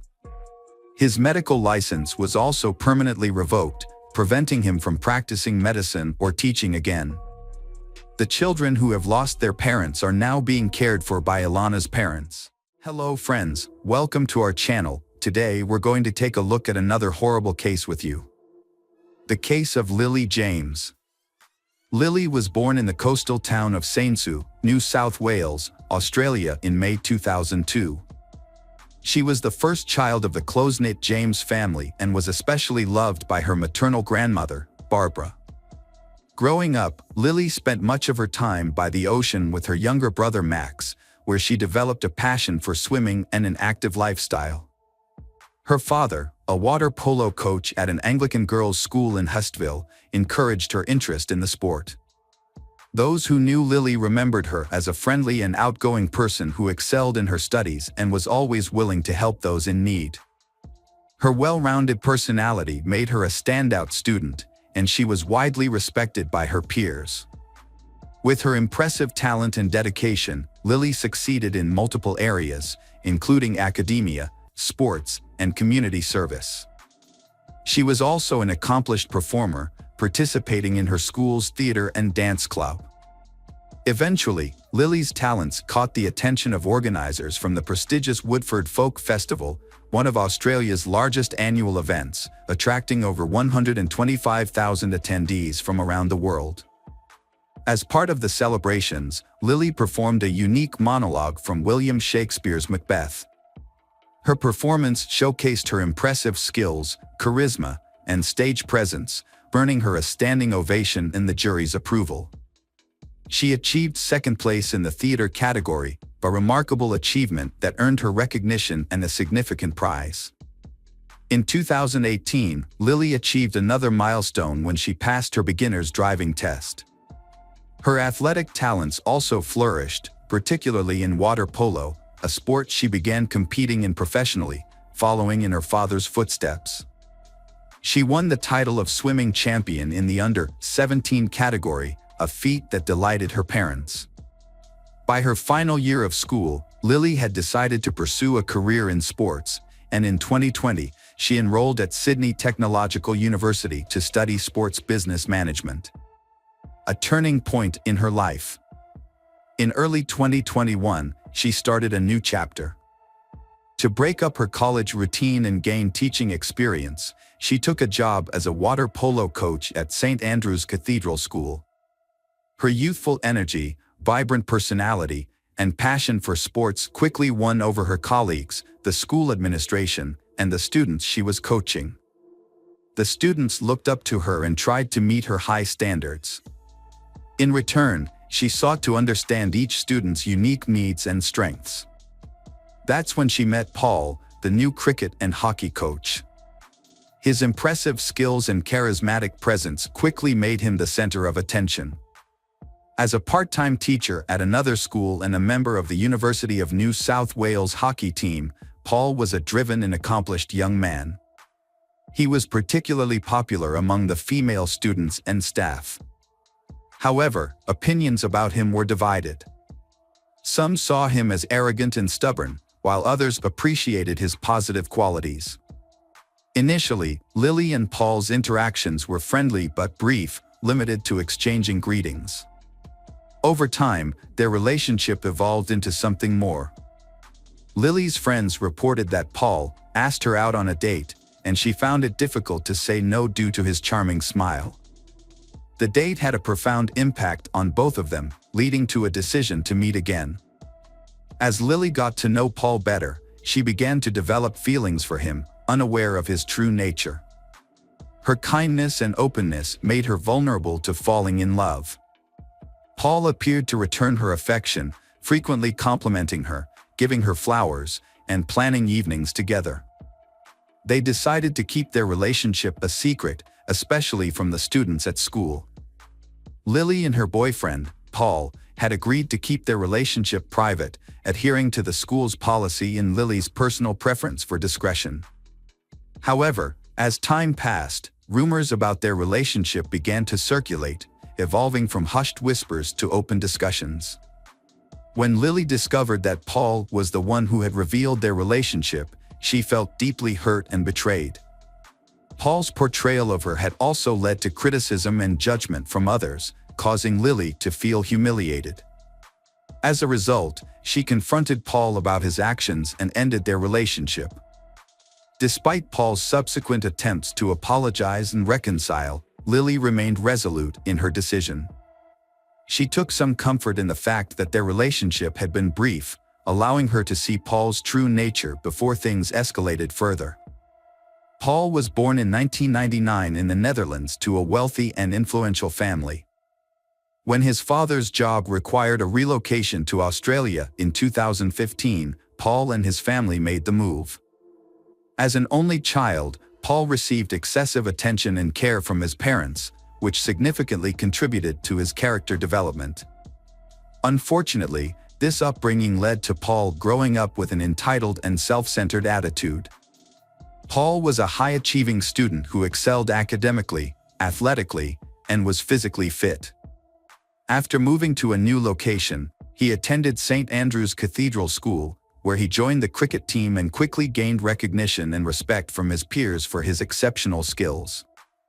He eventually became the team captain and actively participated in organizing extracurricular activities and festivals. While he was well-liked by many, particularly they who found him charming, some of his male peers were put off by his confidence and boasts about his ability to win over any girl. Despite this, Paul's charm and charisma earned him many admirers. After graduating in 2017, the school administration offered him a position as an assistant coach for cricket and hockey, which he gladly accepted. He quickly took on a leadership role and successfully managed these sections, feeling confident in his abilities. However, by early 2018, he surprisingly resigned and returned home with his family, citing unknown reasons for his departure. Back home, Paul decided to further his education and earned a master's degree in sports management. Paul had a conversation with old friends and mentioned that he had improved his coaching skills, which led to a job offer from his former employer. He returned to Australia and started working at the familiar school in early 2020. To reduce living expenses, Paul agreed to share an apartment with a friend in Kensington, a suburb of Sydney. Initially, they enjoyed each other's company, socializing after work. However, a few months later, they had a disagreement, and Paul decided to live alone. His parents, who he couldn't visit due to the pandemic, felt that Paul was lonely despite being busy and surrounded by people. They weren't aware of any romantic relationships in his life. By the summer of 2021, as Paul resumed his regular activities, people began to notice a change in his behavior and personality. He picked up where he left off in the sports world, regaining his status as a key player on the hockey team and continuing his active lifestyle, even featuring in promotional advertisements. At the same time, those who knew him observed emerging characteristics that were not present before. Uncontrollable outbursts of anger became a concern. Furthermore, rumors circulated within the school community about his unusual interest in his female students.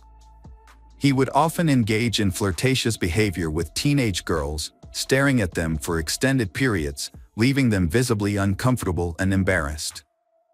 Paul's importance in the hockey team's progress to the Australian Hockey League finals was evident despite the turmoil in his personal life. His recent breakup with Lily was likely a significant blow to his ego. Unexpected, on October 26, 2023, at approximately 4:30 a.m., the principal of St. Andrew's Cathedral School in central Sydney sent an email to students and parents announcing the school's closure until the end of the week due to a critical incident. A tragedy occurred at the school, prompting a thorough investigation.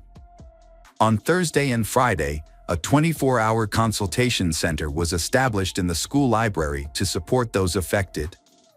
Forensic teams meticulously searched the school building and surrounding area, gathering evidence. The gym was closed off, and the adjacent shower area was scheduled for demolition due to the disturbing discovery made there. The incident began to unfold when the body of a 20-year-old woman was found in the shower around midnight. She had been seen alive just hours earlier. The water polo coach had entered the shower but never emerged. Surveillance footage revealed that someone had followed her around 8 p.m., but the pursuer left the area alone, heading towards the school exit. A family member was later asked to identify the body due to severe facial damage. The victim was identified as Lily James. As the police delved deeper into the case, surveillance footage played a crucial role, and the prime suspect, a young man, was caught on camera multiple times. Investigations were launched into Paul and Lily's cell phone records, helping police track the suspect's last known location using GPS. They also sought to recover the victim's phone, hoping to uncover evidence through text messages that could shed light on the events leading up to the crime. After successfully locating the devices, the police reconstructed the sequence of events, revealing that Paul had purchased a hammer from a hardware store just days before the crime. It seemed he was consumed by anger toward the victim and had planned a confrontation. On the morning of October 25, Lily followed her routine, attending the university and then heading to her job in the afternoon. Unbeknownst to her, her ex-boyfriend had other plans. Paul rented a silver Lexus and drove to the school, avoiding the building since he had no classes scheduled. He waited in the car, patiently biding his time. Once the students cleared out, he walked into the gym, concealing a hammer under his jacket to avoid drawing attention. From this vantage point, Paul observed Lily's movements, lying in wait for the perfect moment to strike. When Lily finished her training session and decided to take a shower, Paul saw his chance and followed her. An argument erupted, and in the heat of the moment, Paul attacked Lily, striking her head with the hammer. According to the pathologists, the impact was fatal, and Lily died instantly, without suffering. After waiting for an hour, Paul collected Lily's belongings and left the building. He then drove to Diamond Bay, where he disposed of the weapon in a trash can.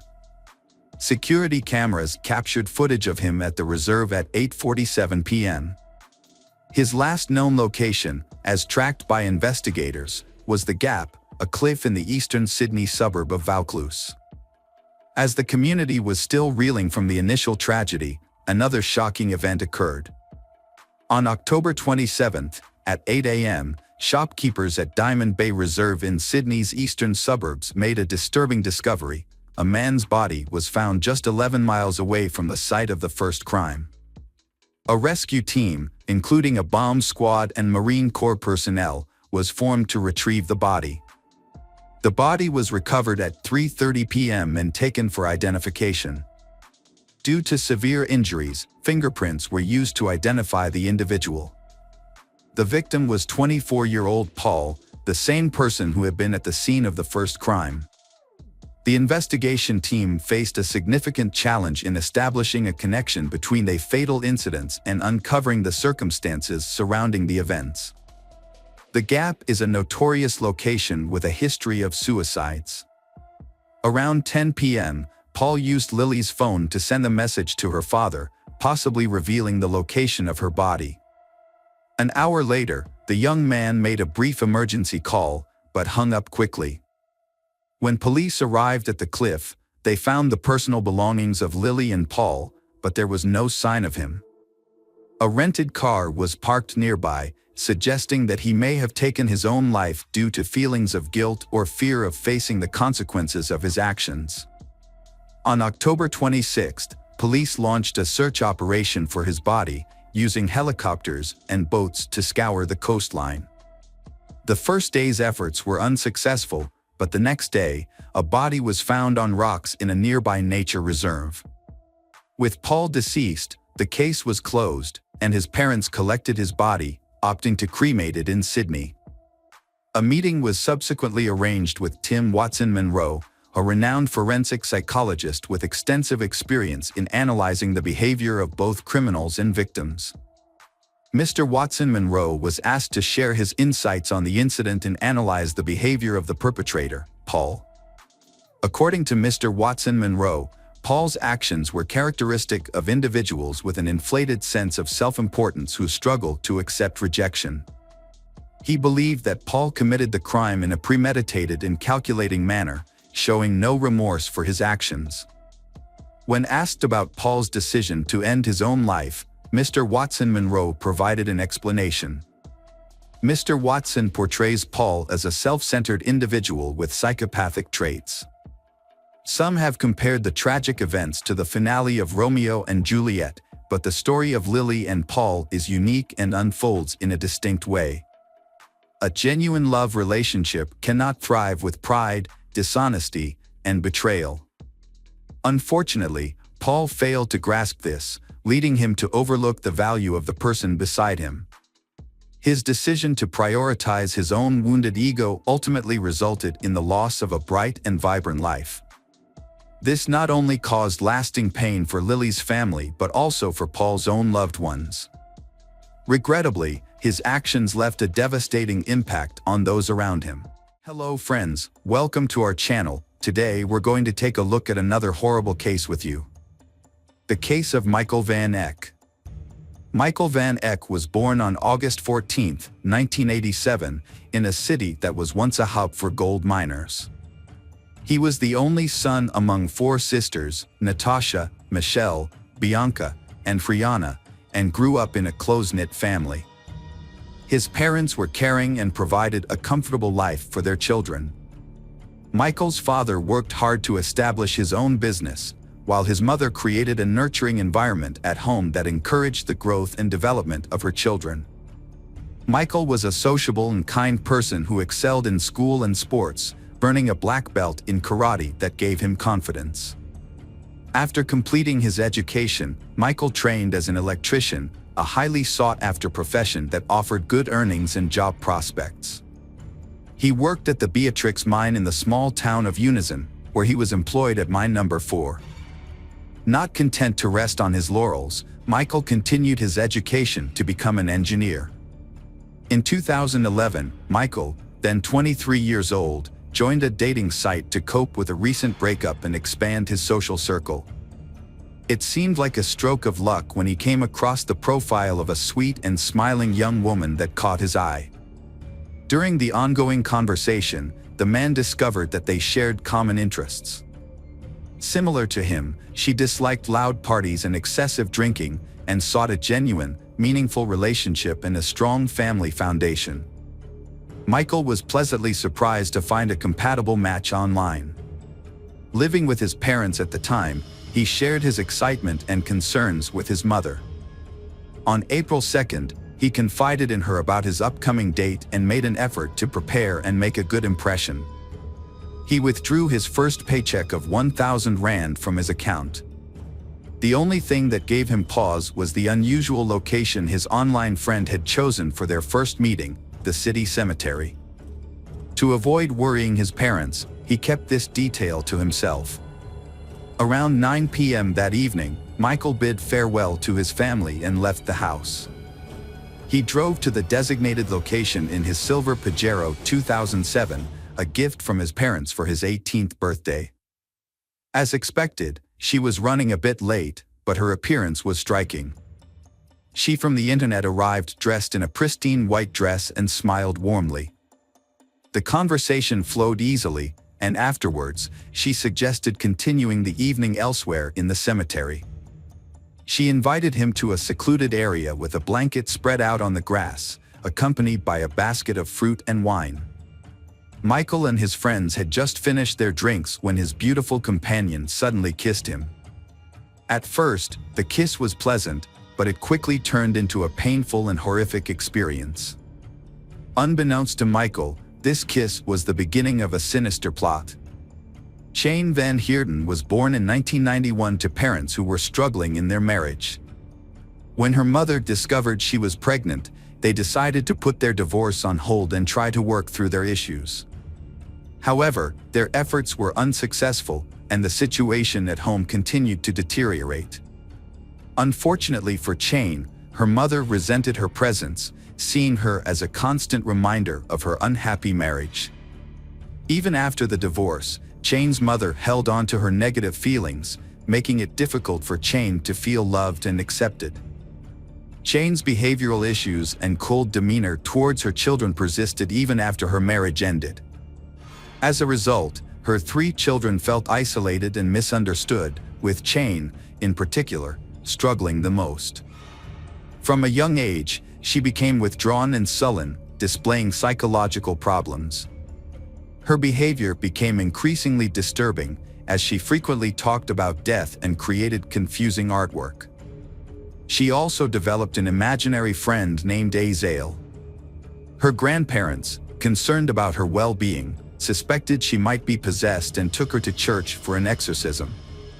During the ritual, Jane's body convulsed, which was likely due to her fear of crowds and the intense anxiety she felt during the ordeal, possibly triggering an epileptic seizure. The traumatic experience had a lasting impact on her memory, causing her to develop a deep-seated fear of the dark. This phobia was further exacerbated by her mother's frightening statement that toys come to life at night, leading Jane to take drastic measures to protect herself, such as taping her doll's eyes shut and restraining them with shoelaces. Jane's mental condition took a turn for the worse as she entered preteen years. At 10 years old, she had a disturbing episode where she threatened a family guest with a knife while visiting her father. This incident prompted her family to seek professional help, and she was evaluated by a specialist who prescribed sedatives. The medication had a positive impact on her mood and overall well-being for a time. During a period of calm, Jane's father made a conscious effort to spend more time with her, often picking her up from school and taking her on hunting trips. He hoped that by sharing his hobby, he could provide her with the attention and connection she craved. Jane found enjoyment in her father's activities, particularly in tasks like butchering and skinning animals. However, this fascination led her to begin collecting and bringing home the carcasses of small animals, starting with rats and birds, and escalating to cats and dogs.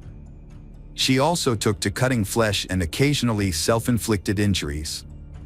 As it turned out, around age 12, Jane had befriended a man who introduced her to substance use and took advantage of her vulnerability. Fortunately, she ended the toxic relationship on her own, although her sisters had initially kept the situation hidden from their parents. Chane's emotional state was negatively affected by her chaotic childhood. At the age of 15, her mother left for New Zealand, where she started a new relationship and never returned to care for her children. Chane and her siblings were left in the care of their father and stepmother, who did their best to provide for them, but struggled to understand the depth of Chane's emotional issues. Her family initially attributed her behavior to typical teenage struggles. However, her situation took a turn for the worse when she became involved with a 22-year-old man who was interested in Satanism, occultism, and voodoo cults. He had a profound influence on Chane, but his cruel nature often left her feeling belittled and suppressed. Fortunately, Chane's life began to turn around with the support of her family and therapy. By the time she turned 17, she had distanced herself from the negative influences in her life, graduated from high school, and enrolled in college to study art and graphic design. As she lost interest in Satanism and stopped using substances that were harming her, her emotional well-being began to improve. Chane thrived in her studies and landed a job in her field, where she received support from both her colleagues and management. She discovered a natural talent for visual arts, earning her respect and recognition in her profession. At the same time, she began a romantic relationship with a man named Warren. To those outside her inner circle, Chane's life seemed perfectly ordinary. Her family and close friends avoided discussing her past, hoping that the difficult times were behind her. However, it was unclear what was happening beneath the surface. It's possible that her inner struggles were simply waiting to resurface. Her father, in particular, was overjoyed for Chane, believing she had finally found stability and would soon get married. However, his expectations were not fulfilled. A surprising challenge arose from Warren's friend Roy, a self-proclaimed sensitive person. Although Chane came across as kind and friendly, Roy detected something off-putting and even evil about her. He suspected that Chane might be unfaithful to his friend, so he decided to confront her about it. However, instead of answering his question, Chane became enraged and spat in his face, telling him to stop asking her ridiculous questions. At a party, Chane noticed Martin, a 24-year-old from a well-respected family. Despite his calm and sociable nature, rumors surrounded him. Born into a privileged family, Martin had a happy childhood, excelling academically and behaving well. However, at 6, he began experiencing hallucinations, convinced by an entity that he possessed incredible strength. As he grew older, his mental health declined, and his behavior changed due to struggles at school and home. At 14, Martin was hospitalized for psychiatric treatment and diagnosed with schizophrenia. Unfortunately, standard treatments were ineffective. His financially secure family dedicated themselves to finding alternative medications, eventually discovering the necessary drugs to control his condition, except for occasional aggressive outbursts. Martin was deeply affected by witnessing a stray cat being attacked by dogs. Instead of feeling revulsion or sympathy, he chose to hide the cat's body and observe it. This disturbing incident marked the beginning of his animal torture. He eventually dropped out of school and started working with his father in the carpentry shop, aspiring to follow in his family's footsteps. As he worked, his condition showed signs of improvement, and he lost the desire to harm animals. Feeling in control, he made the decision to stop taking his medication, despite concerns from those around him. However, this decision ultimately proved to be a grave mistake. Martin's mental state gradually declined, and it was during this time that he met Chane. Their relationship seemed happy and normal to outsiders, and their parents were initially pleased with their union. But neither set of parents was aware of the dark history of their children, and their relationship ultimately led to devastating consequences. Initially, they was outgoing and social, attending parties and interacting with others. However, acquaintances began to notice cuts on their hands, which they jokingly attributed to intimate experiments. Over time, They became increasingly reclusive and developed an interest in dark and occult practices, including Satanism and voodoo cults. They also became fascinated with notorious serial killers. In February 2011, Martin posted a photo of himself and Chain on social media, with the caption, "Killers," accompanied by a cryptic emoji. At the time, no one suspected that the post was anything more than a joke. Meanwhile, Martin asked Chain's father for permission to marry her, which was met with enthusiasm. However, unbeknownst to those around them, they harbored a sinister secret. Instead of dreaming of a future together, they fantasized about ending their lives in a violent manner. These dark fantasies eventually evolved into a twisted plan to torture and kill homeless individuals. They even practiced their twisted intentions on animals, due to unable to find a suitable human victim to carry out their heinous plan. Chain created a profile on a dating site, which caught the attention of a young man named Michael Van Eck. Chain and her partner, Martin, targeted Michael for their sinister plans. They began flirting with Michael online, and after a few days, Chain suggested they meet in person. Despite the unusual location, Michael agreed to the meeting. Chain and Martin carefully planned the encounter, considering every detail, including their attire and the means to commit a crime. Chain approached the meeting prepared, while Martin hid behind tombstones, waiting for a signal. When Chain kissed Michael, it was the agreed-upon signal for Martin to attack. He struck Michael with a knife from behind, but Michael unexpectedly resisted. Chain intervened, and together they inflicted around 30 knife wounds on Michael. As Michael begged for an end to his suffering, Martin slit his throat, ultimately killing him. The perpetrators then dragged the body onto a blanket and began to carry out their plan. They cut off the victim's legs at the knee and severed his head. The dismembered body parts were placed in bags. The perpetrators attempted to bury the body at the site, but they encountered a problem that they had no shovels.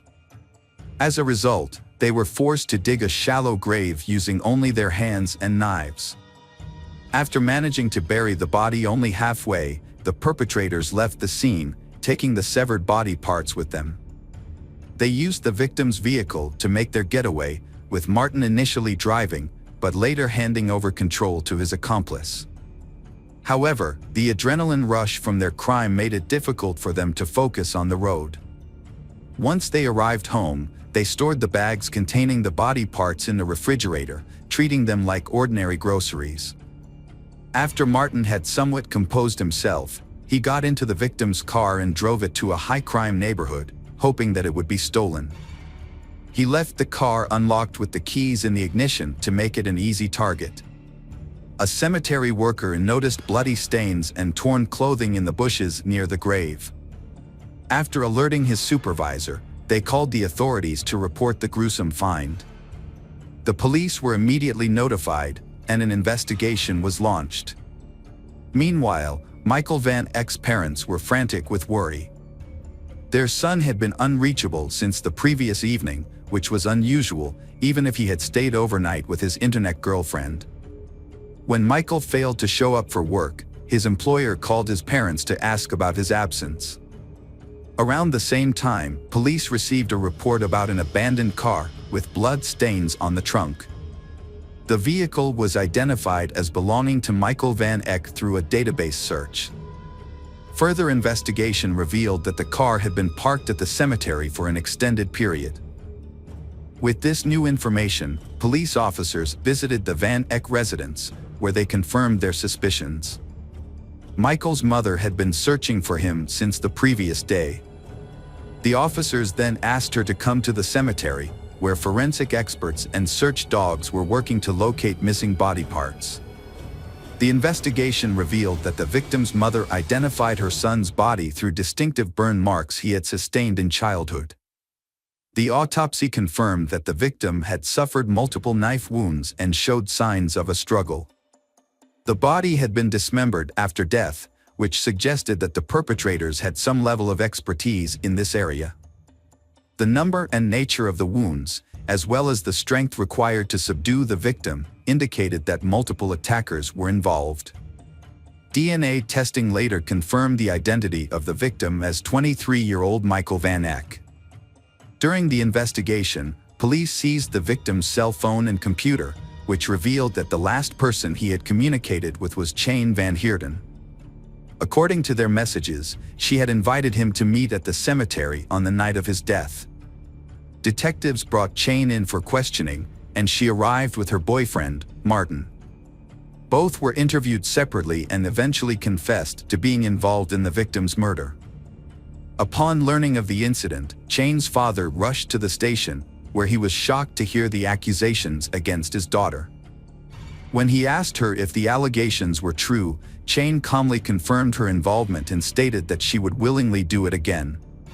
She claimed that she had fantasized about committing such a crime ever since she started hunting with her father. This cruel confession shocked not only her father but also everyone present. As the case gained public attention, Chane's boyfriend, Martin, also showed no remorse. Instead, he seemed to enjoy the public scrutiny and posed for cameras. It became clear that neither Chane nor Martin felt any regret for their actions. Investigations revealed that they had planned to take their own lives if caught, but Martin's changed his mind, and Chane followed suit. They wanted to live a life of notoriety, embracing their dark impulses. A search of their apartment revealed a disturbing environment. The walls were adorned with distorted portraits of Chane, depicting her without eyes, mouth, or ears. The rooms also contained ritual items, animal scalps, knives, and other objects of unclear purpose. Police found the deceased young man's belongings, including his glasses and wallet, which Martins later confessed they had taken to prepare their next crime. The most disturbing discovery was made in the refrigerator, where police found Michael's severed head with his mouth sewn shut. It is believed that the perpetrators intended to use his head as a ritualistic bowl. The victim's eyes and ears were found in separate containers. Additionally, the victim's hand and leg were discovered buried near the murderer's home, alongside the remains of various animals. The perpetrator's diary revealed horrific thoughts and plans for future crimes. The evidence collected during the investigation made it clear that the perpetrators had planned to commit multiple crimes, and that the process of taking lives and mutilating bodies brought them immense pleasure. Martin and Chane underwent multiple evaluations to assess their mental competence. The commission confirmed that they were aware of their actions and understood the consequences. In November 2011, Chane's trial took place. Despite this being her first offense, she was treated as a serial offender. She openly expressed her desire to repeat her actions and told the court that she understood she should feel shame or remorse, but couldn't. She could only comprehend the severity of her actions through societal standards and the reactions of others. Psychiatrists diagnosed Chane with psychopathic and antisocial disorders, which made her more dangerous than her boyfriend. However, she was skilled at hiding her true nature. Throughout the sentencing, Chane remained impassive. She was found guilty and sentenced to 35 years in prison without the possibility of parole, 20 years for taking a life and an additional 15 years for robbery and dismemberment. Martin defended himself in court, claiming he didn't remember the events until he was in jail. He admitted to studying Satanism and occultism, and said his relationship with Chane led them to commit the crime. He apologized to the victim's parents, but his words seemed insincere. He was found guilty and sentenced to 35 years in prison, with a chance for parole after serving half his sentence. Even in prison, Martin expressed his passion for Chane in letters, calling her a dark goddess. However, Chane eventually ended the relationship, feeling they had grown apart. While incarcerated, Chane proved to be a model prisoner, using her time to teach art and theology to her fellow inmates.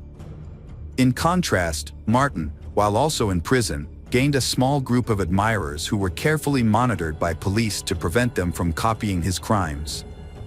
During his imprisonment, Martins focused on personal growth, completing his education through correspondence courses and undergoing therapy. Their stories serve as a warning that ordinary individuals can hide dark secrets.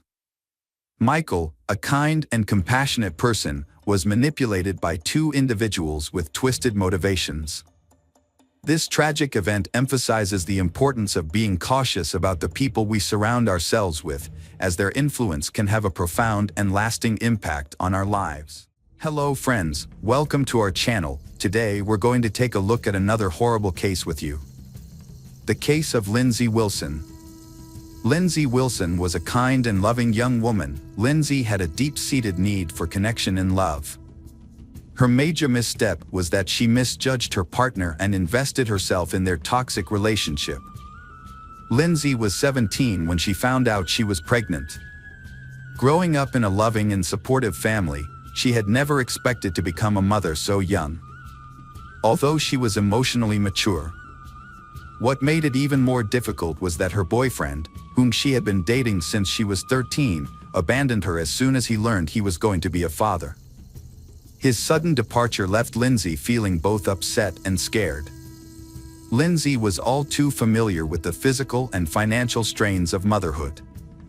Her family, the Wilsons, were loving and close-knit, but they had often struggled to make ends meet.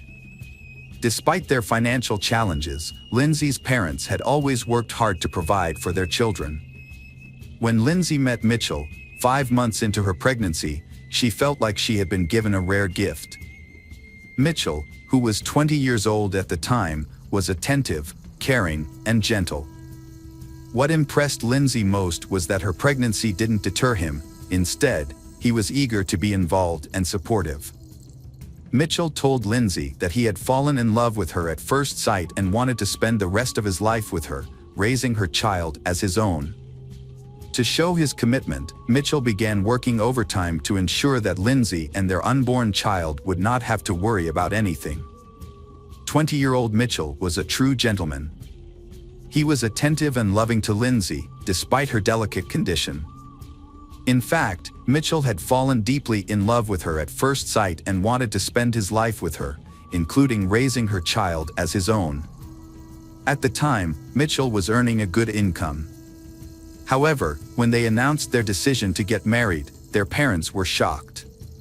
They felt that their 5-week relationship was too short to withstand the challenges and circumstances that came with marriage. Despite their concerns, Lindsay's relatives noticed a positive change in her since being with Mitchell. She had regained her cheerfulness and good health. However, some of them found Mitchell's behavior to be a bit insincere. Nevertheless, no one interfered with their decision to get married, and instead chose to keep their doubts to themselves. The wedding took place in August 1995, surrounded by a small, intimate group of family and friends, mostly from the bride's side. The groom's side was noticeably underrepresented, with only his parents, a brother, and 2 friends in attendance. Despite the celebratory atmosphere, Lindsay's relatives couldn't shake off their uneasy feelings about the union. However, Lindsay herself was over the moon, believing she had found her perfect match. As the evening wore on, their happiness was short-lived. A disagreement erupted, and the newlyweds' argument played out in front of their guests. The reason for Mitchell's outburst seemed trivial, and his reaction was disproportionately intense.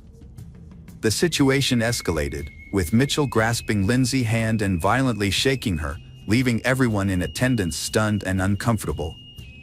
Mitchell appeared agitated and threatening, causing concern. When he calmed down, he apologized to everyone and made light of the situation, attributing his behavior to holiday stress. Although Lindsay didn't think much of the incident at the time and soon forgot about it, it was actually one of the warning signs of their toxic relationship. After getting married, Mitchell and Lindsay moved into an apartment in Southport, away from their parents. They started their life together and soon welcomed a baby girl named Robin. However, Lindsay soon discovered that her husband had a volatile temper, which cast a shadow over the joy of their new family. Mitchell's moods were unpredictable. One moment he was happy and joking, and the next, he would become aggressive and unreasonable. She thought she was maintaining a delicate balance at home, but in reality, she was giving in to his control. He dictates her every move and gets angry if she misses a phone call or doesn't pick up. Their arguments often ended with Mitchell begging for forgiveness and declaring his love. For a while, it seemed that peace had been restored, but their cycle of arguments became more and more intense. Lindsay struggled to recognize who she once loved. She frequently shared her concerns with her relatives, who urged her to leave the relationship and end her suffering. However, Lindsay found it difficult to acknowledge her mistake and admit defeat. Lindsay's relatives noticed that she often dwelled on memories of the past. Whenever her husband promised to change and return to his gentle and caring ways, Lindsay wanted to believe him and waited for him to fulfill his promises. Meanwhile, Mitchell's controlling behavior intensified. He restricted Lindsay's freedom, forbidding her from going out alone in the evenings and eventually requiring her to be accompanied by him at all times. Despite his possessiveness, Mitchell was seen with other women, sparking Lindsay's suspicions of infidelity. Lindsay confided in her older sister about her concerns, sharing an incident where a woman visited their home, unaware that Mitchell was married. This revelation led to another argument, which escalated into physical violence. Physical abuse gradually became a part of Lindsay's life. To control her and protect his reputation, Mitchell started limiting her interactions with others. He began by restricting her contact with neighbors, friends, and acquaintances, and eventually with her family. Lindsay, unhappy and fearful of being caught and punished, tried to secretly maintain contact with her loved ones. Despite the problems in their relationship, Lindsay stayed with Mitchell. One reason was the comfortable life he provided. He had a good income, supported her and their child, and paid the bills, leaving her without any financial worries. Lindsay's life changed dramatically when she found herself pregnant again. Although her husband, Mitchell, was a good father to her daughter from a previous relationship, she felt that having another child would be unwise in their current circumstances. She decided to have an abortion. When Mitchell found out about her decision, he became furious and verbally and physically abused her. Lindsay packed her belongings and took her daughter to her parents' home. Her family was relieved to see her. At first, Lindsay was happy to be apart from her husband, Mitchell. But over time, she started to miss him. Mitchell, eager to win her back, would call her constantly, begging her to return. Despite initial reservations, Lindsay was eventually won over by Mitchell's claims that he had changed. Everything seems to be back to normal, they are even looking forward to another child. However, their happiness was short-lived. After 6 months, Mitchell's violent temper flared up again. Although he didn't harm Lindsay, who was pregnant at the time, he unleashed his fury on their apartment. He smashed furniture, ripped doors off their hinges, and damaged the walls. He even threw their television out the window and vandalized their car. The landlord, fed up with the destruction, demanded that they pay for the damages and move out. The family's financial situation became even more dire. As a result, they was forced to take out a significant loan and downsize to a smaller, more modest apartment. In October 1997, Lindsay gave birth to their son, Jack. Mitchell was overjoyed at the arrival of his child. However, the relationship between the spouses continued to deteriorate over time. Mitchell often left home for extended periods, sometimes for just a few days, sometimes for an entire week, frequently citing trivial or made-up reasons. Although Lindsay had grown accustomed to her husband's behavior, she eventually reached her breaking point and filed for divorce, returning to her parents' home when Mitchell abandoned her once again.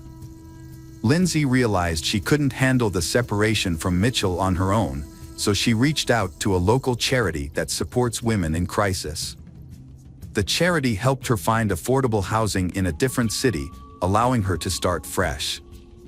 However, she was worried that Mitchell would find out her new contact information, so she took steps to protect herself.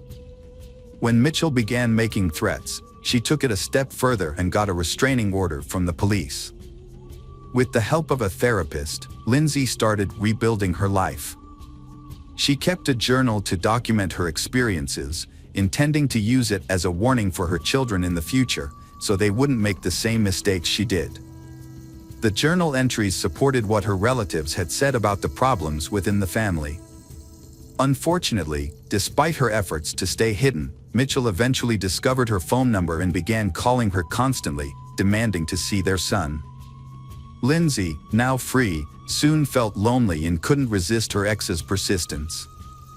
They started talking and seeing each other again, eventually moving back in together. Ashamed of her weakness, Lindsay kept this a secret, but it eventually came out.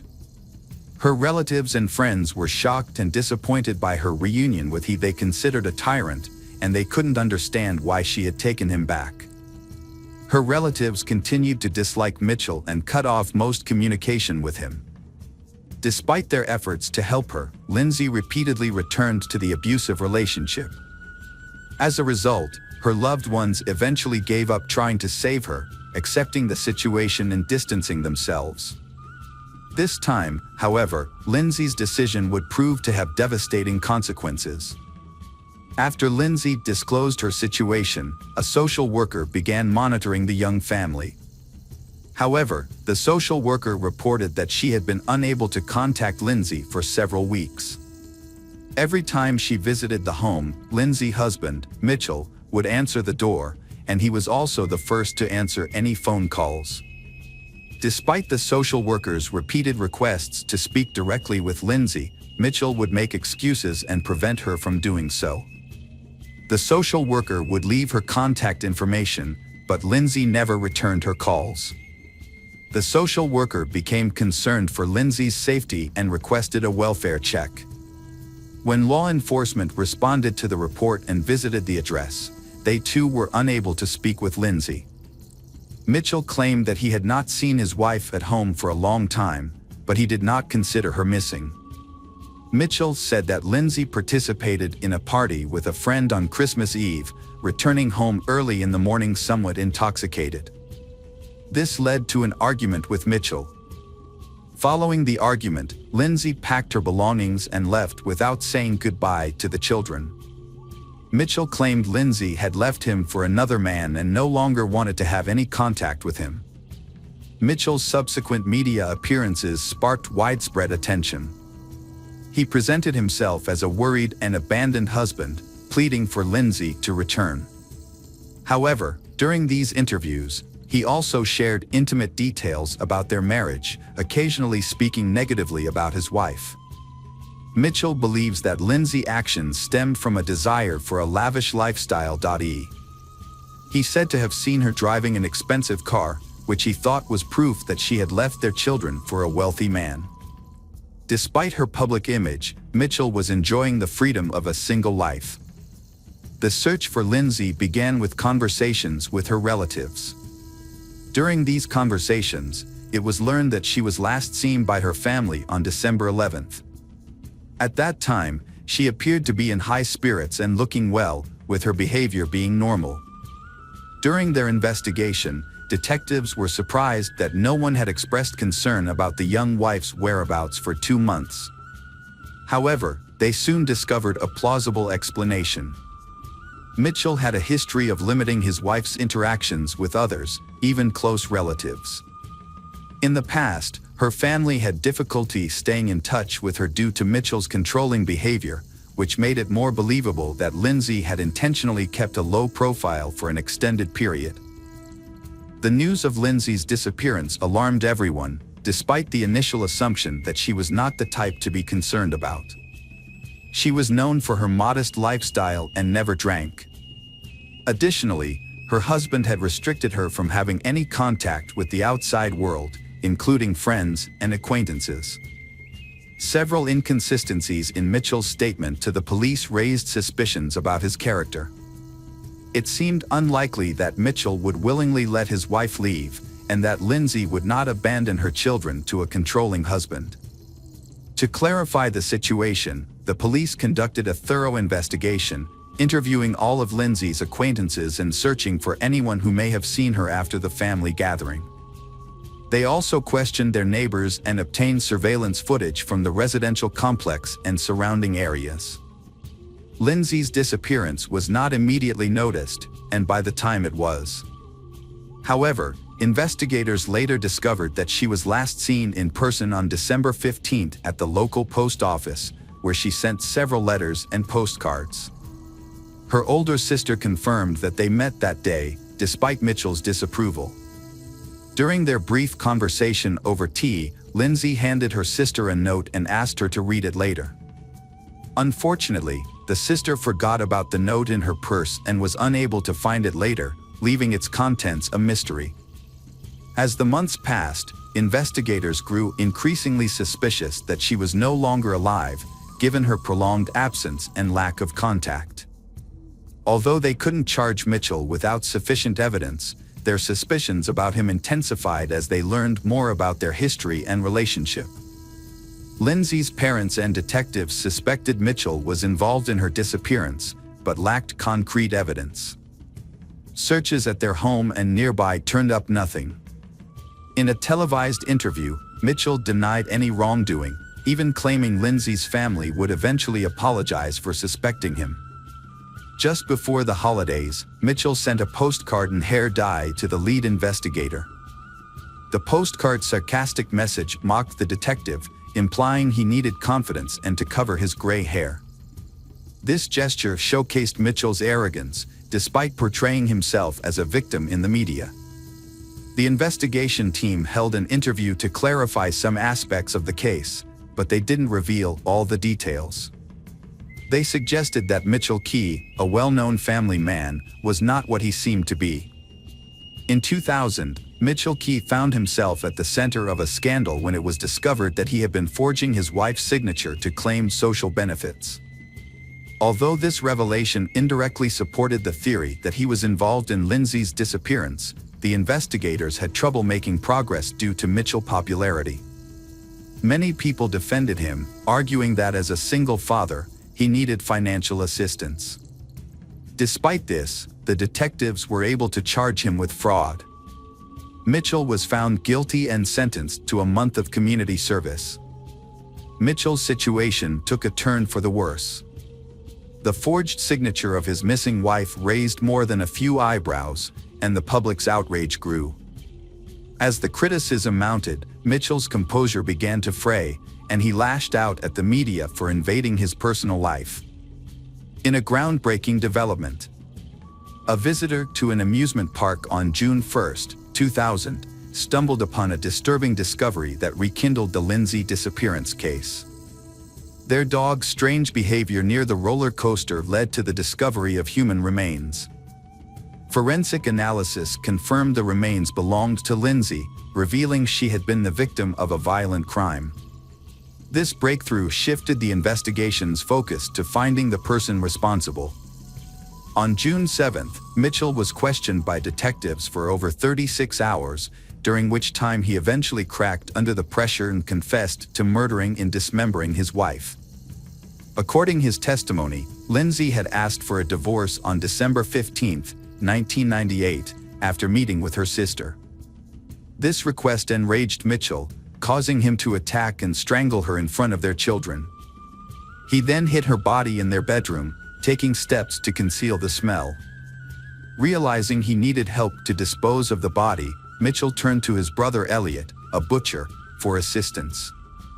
Although Elliot was initially hesitant, Mitchell eventually convinced him to help. While their children played in the next room, the brothers dismembered Lindsay's body and later scattered her remains throughout the city. The murderer showed no remorse or empathy during his confession. Instead, he seemed to take pride in his actions, saying that without his confession, they would never have been able to prove his guilt. He then led the authorities to the locations where he had hidden the victim's body parts. Unfortunately, her head and one hand were never found. The forensic examination confirmed that all of those of Lindsay, leaving no doubt about Mitchell's guilt. The trial of the Mitchell brothers took place in January 2001 and was a relatively straightforward process. Mitchell was found guilty of first-degree murder and received a life sentence with the possibility of parole after 17 years. A court-appointed psychiatrist observed that Mitchell displayed classic characteristics of a narcissist with sadistic tendencies. Elliot, Mitchell's brother, was sentenced to 7 years in prison for his role in covering up the crime. Lindsay's children were taken care of by her grandparents, who gave them their last name. 3 months after the sentence, the Wilson family faced another tragedy when one of Lindsay's older brothers, unable to cope with the loss, took his own life in the family's attic. In his goodbye note, he expressed his desire to reunite with Lindsay, saying he saw no point in living in a world he considered cruel. As of 2017, Mitchell Key, Lindsay's murderer, became eligible for parole, but as of January 2023, his parole requests have been denied 3 times. Hello again, true crime fans. We've got another mysterious case to explore. The case of Jessica Knott. Jessica Knott was born on June 22, 1986, in Allamont Springs, Florida. She grew up in a loving family with her parents, an older brother, and a younger sister. Her father worked in construction and often traveled to other states for work, so her mother mainly took care of her and her siblings. Throughout her childhood, Jessica was a cheerful and active girl who loved playing outdoors with her friends and siblings and had a special love for animals. On April 5, 1996, when Jessica was 9 years old, her family planned to visit her grandparents for Easter. While her mother packed for the trip, her father went to the store to buy some vacation items. Jessica asked her mother if she could go to the yard to wait for her father to return. Her mother agreed but told her to stay in the yard and not wander off. The family's apartment complex was located in a quiet area, surrounded by many trees and away from the main road. The neighborhood was considered safe, and children often played outside without regular adult supervision. However, when Jessica's father returned home around 6 p.m., he asked his wife where Jessica was, and she was surprised to learn that Jessica was not in the yard as she had thought. The parents searched the yard but couldn't find their daughter Jessica. Growing increasingly worried, they started asking neighbors if they had seen Jessica. A neighbor reported seeing Jessica sitting on a bench, reading a book, but this information yielded no results. As night began to fall and Jessica was still missing, her parents contacted the police. The police quickly began search operations, questioning neighbors and canvassing the surrounding area. Despite their best efforts, they were unable to find Jessica, forcing the police to expand their search to nearby streets. A few hours later, the police received an unexpected call from an unknown number. The caller's voice was distorted by background noise. But the police determined that Jessica might have been near a water pumping station several miles from her home. When the police arrived at the water pumping station, they witnessed a horrifying scene. Jessica's body was discovered near the pumping station, hidden in a black trash bag. This location was only a few meters from the road, but the pumping station was located under a bridge, making it nearly impossible to detect. Next to the body were some magazines and a children's mirror. The police quickly identified the victim as Jessica Knott and handed her body over to the medical examiner for further investigation. Investigators turned their attention to tracing the 911 call, which they believed was made by the killer. Their goal was to use the call to identify the killer. However, the call was made from a public phone at a nearby gas station, and when the police arrived, the perpetrator had already fled. Detectives tried to take fingerprints, but it was a difficult task because this was a public phone booth, which likely had many fingerprints from different users. In addition, it was possible that the killer had wiped the phone clean after calling or had worn gloves to avoid leaving fingerprints. Further investigation revealed that Jessica may have been killed elsewhere and her body moved to the water pumping station. Evidence on the ground showed that the killer pulled the body out of the car, then put it in a trash bag and dragged it to the water pumping station. Jessica's clothes were still intact, except for a missing shoe, which was not found at the scene. The only potential clue at the crime scene was tire tracks on the ground.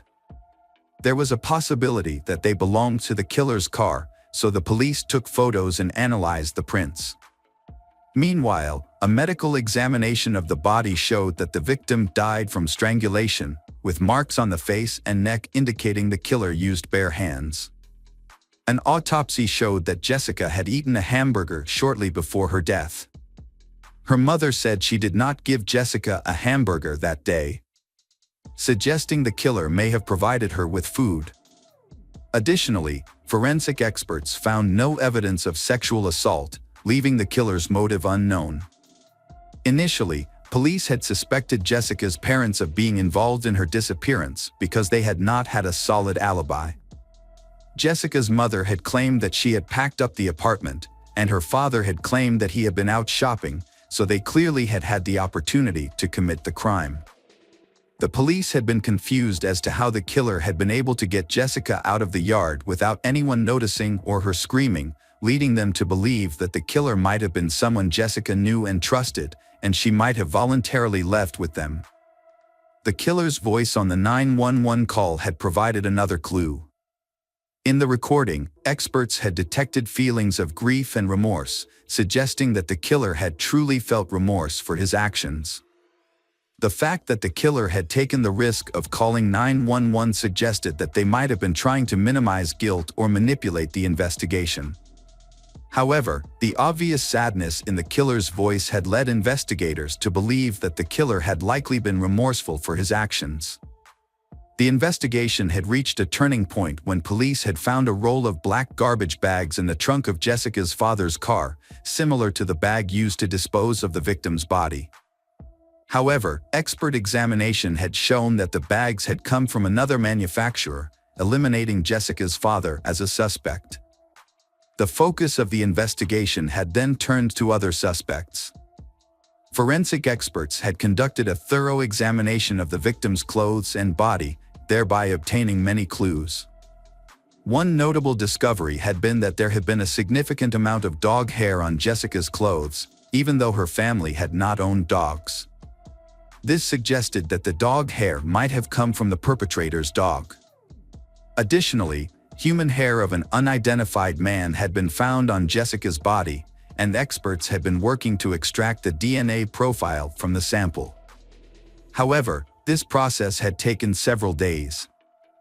Further examination had revealed two strange fibers on Jessica's clothes that experts had analyzed and determined likely had originated from car seat covers and carpets. This finding had supported the theory that Jessica had been killed at a location other than the water pumping station and then transported there by car. To determine the breed of dog that had shed hair on Jessica's clothes, experts had used the FBI's specialized database, which contained microscopic photos of hair from many different dog breeds. By comparing fur samples with a database, experts had determined that the fur had belonged to a Shar-Pei. This discovery had suggested that the perpetrator might have owned the Shar-Pei and that the dog's fur had been transferred to Jessica's clothes at the perpetrator's home or in the car. According to investigators' initial theory, the killer might have lured Jessica into his car, taken her to buy hamburgers at McDonald's, and then taken her to his home, where she had been murdered. To aid the investigation, experts had tried to improve the quality of the phone call recordings, but this had proved difficult. They had decided to try a different approach and sought help from NASA, which had advanced audio enhancement tools originally designed for use in space recordings. NASA had agreed to assist and provide police with higher quality audio. However, experts still needed to sample the suspect's voice to compare with the call recording.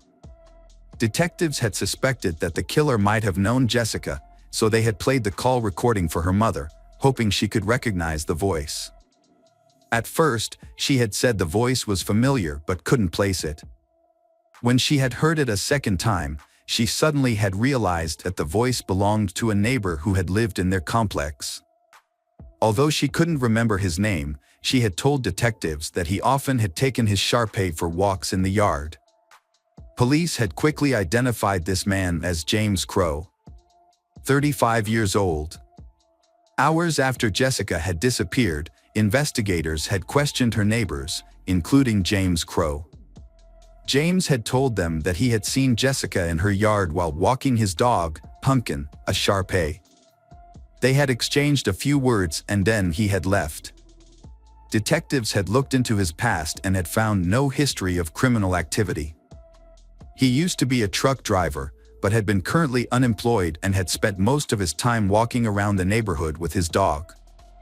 Detectives realized that the similarity in voice and breed of dog had not been enough to arrest James, so they obtained a search warrant for James' car. Inside, they found two disturbing clues. Under the front passenger seat, they discovered an empty Happy Meal bag, which was suspicious because James had no children and Jessica had had a McDonald's hamburger in her stomach. Additionally, the car had brand new tires that had barely been used, which James had claimed to have changed on the day Jessica was murdered. However, his previous tire had not been very old and could have lasted a few more years.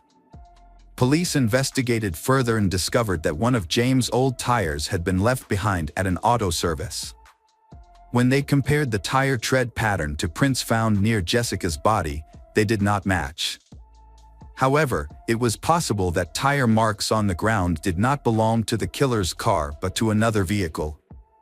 Police also searched James' apartment, where they found a box containing several rolls of trash bags similar in size and color to the one found on Jessica's body.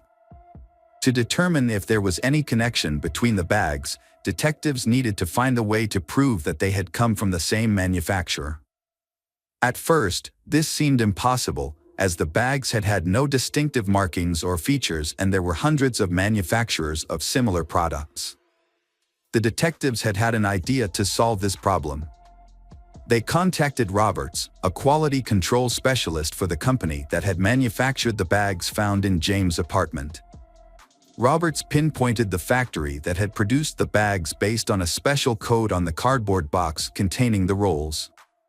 The code indicated that the product had come from a facility in Virginia. Roberts explained that a small amount of iron or titanium was added to the bag's composition, depending on its color. Because the factory produced bags in many different colors, the materials used in production changed constantly, causing the ratio of plastic and iron or titanium to change daily. To take advantage of this information, experts used high-intensity X-rays to measure the presence of iron and titanium in the plastic of handbags from the suspect's apartment and the crime scene. This analysis provided exact ratios of elements, which were identical in both bags. This suggested the bags had been made on the same day and possibly from the same batch. However, there was more to the story than that. During the production of garbage bags, microscopic debris accumulated on the machine and imprinted on the plastic sheets as they were rolled out. This created a unique stripe pattern on each bag, visible to the naked eye. Even though the debris on the conveyor belt was constantly changing, creating a new pattern every few hundred feet of fabric, the results were consistent enough to provide another possible lead in the investigation. The similarity of the bags suggested that not only had they been produced in the same batch, but they had also been produced within a short time frame, perhaps just a few hours apart. Comparison of the bags from the suspect's apartment and the crime scene revealed a striking match in the lines and patterns on the bags. On further inspection, experts showed that the bags had been rolled into bundles by machine, which could have created irregularities during the rolling process. Although these irregularities were hardly noticeable, they could be detected by examining the edges of the bag, where the folds formed a unique pattern. Upon re-examining the bags, experts discovered that the pattern on the bags at the suspect's apartment matched the pattern at the crime scene. Further analysis also revealed that fibers found on Jessica's clothing had matched the carpet in James' apartment and the upholstery of his car seat. An audio expert had also analyzed the 911 call recording and compared it to James's voice sample, concluding that the voice in the recording belonged to James. Although the evidence was only circumstantial, detectives still believed in James' involvement in the case and decided to arrest him. James was taken into custody, and the prosecution announced its intention to seek the death penalty. Despite James continuing to deny guilt, the case still went to trial. The prosecution presented its theories, highlighting James' frequent outdoor activities with his dog, which had earned him the trust of local children, including Jessica. According to police, James had met Jessica while walking his dog and had struck up a conversation. He offered to take her to McDonald's, and she agreed because she knew him. After the meal, James allegedly invited Jessica to his home. While his wife was away, evidence had shown that Jessica was actually at James's house that day, as fibers from his living room carpet were found on her clothes. The investigation revealed that James might have tried to attack Jessica, but something went wrong. Forensic evidence indicated that the killer had strangled Jessica with their bare hands and pressed their palms against her face, possibly to silence her if she tried to scream. Panicked, the killer then placed Jessica's body in a trash bag and transported it to their car without arousing suspicion from the neighbors. The killer dumped her body near a water station, called 911 from a nearby gas station, and returned home. During the preliminary hearings, James's attorneys attempted to defend the evidence, arguing that there was no concrete proof of James' guilt. Although the judge accepted the evidence, the defense pointed out that in murder cases, the standard of proof is higher and more direct. Therefore, the possibility that James could avoid the death penalty was very large. A plea agreement was offered to James based on the circumstances surrounding the case. The deal required him to plead guilty to second-degree murder and accept a sentence of 40 years in prison without parole, thereby avoiding the death penalty. 2 years after the murder, in the summer of 1998, James accepted the deal.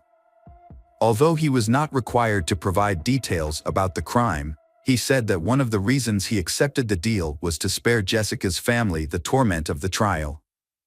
The prosecution believed James showed genuine remorse for his actions and used the 911 call as evidence. The purpose of the call was unclear, but it suggested James was trying to alleviate his guilt. However, Jessica's parents were not satisfied with this deal because they had hoped for the death penalty and wanted James to confess to the crime. Despite this, James remained silent about the details of his actions. James did not fully serve his sentence. He died in November 2011 at the age of 49 from health problems, taking with him details of his crimes and motives. Hello again, true crime fans. We've got another mysterious case to explore. The case of Samantha Josephson. Samantha Josephson was born to Seymour and Marcy Josephson in Princeton, New Jersey, and grew up in Robbinsville, New Jersey. She majored in political science at the University of South Carolina. She plans to attend Drexel University School of Law with the goal of specializing in international law. Samantha received a full scholarship to Drexel University and a partial scholarship to Rutgers University, and hopes to pursue a career in international law. Samantha was a member of the Alpha Gamma Delta sorority and had the opportunity to study abroad in Barcelona. While in South Carolina, she also visited Madrid and Paris. Samantha had a boyfriend named Greg. Samantha and Greg communicated regularly through text messages and phone calls every day whenever possible. Even though Samantha was about to enter law school, they still planned to build a future together. Greg planned to move in with her and support her. However, everything changed on Friday, March 29, 2019, when Samantha did not return to her apartment. On March 28, 2019, Samantha decided to hang out with her roommate and friends in Columbia, South Carolina. Although her boyfriend, Greg, was unable to come along, the group visited several bars before ending up at the Bird Dog Bar in 5 Points, a popular place for students to socialize.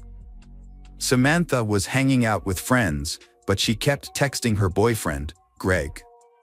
She wanted him to drive to Columbia to be with her. However, They had plans to meet up the following weekend, so Greg decided not to go to Colombia with her. He kept in regular contact with Samantha. Around 2 a.m., Samantha left and returned to her apartment alone. She called an Uber to get home. Samantha was waiting for an Uber. While waiting, she talked to Greg on the phone at around 2:04 a.m. and told him she was on her way home. She had used Uber many times before to get to and from bars.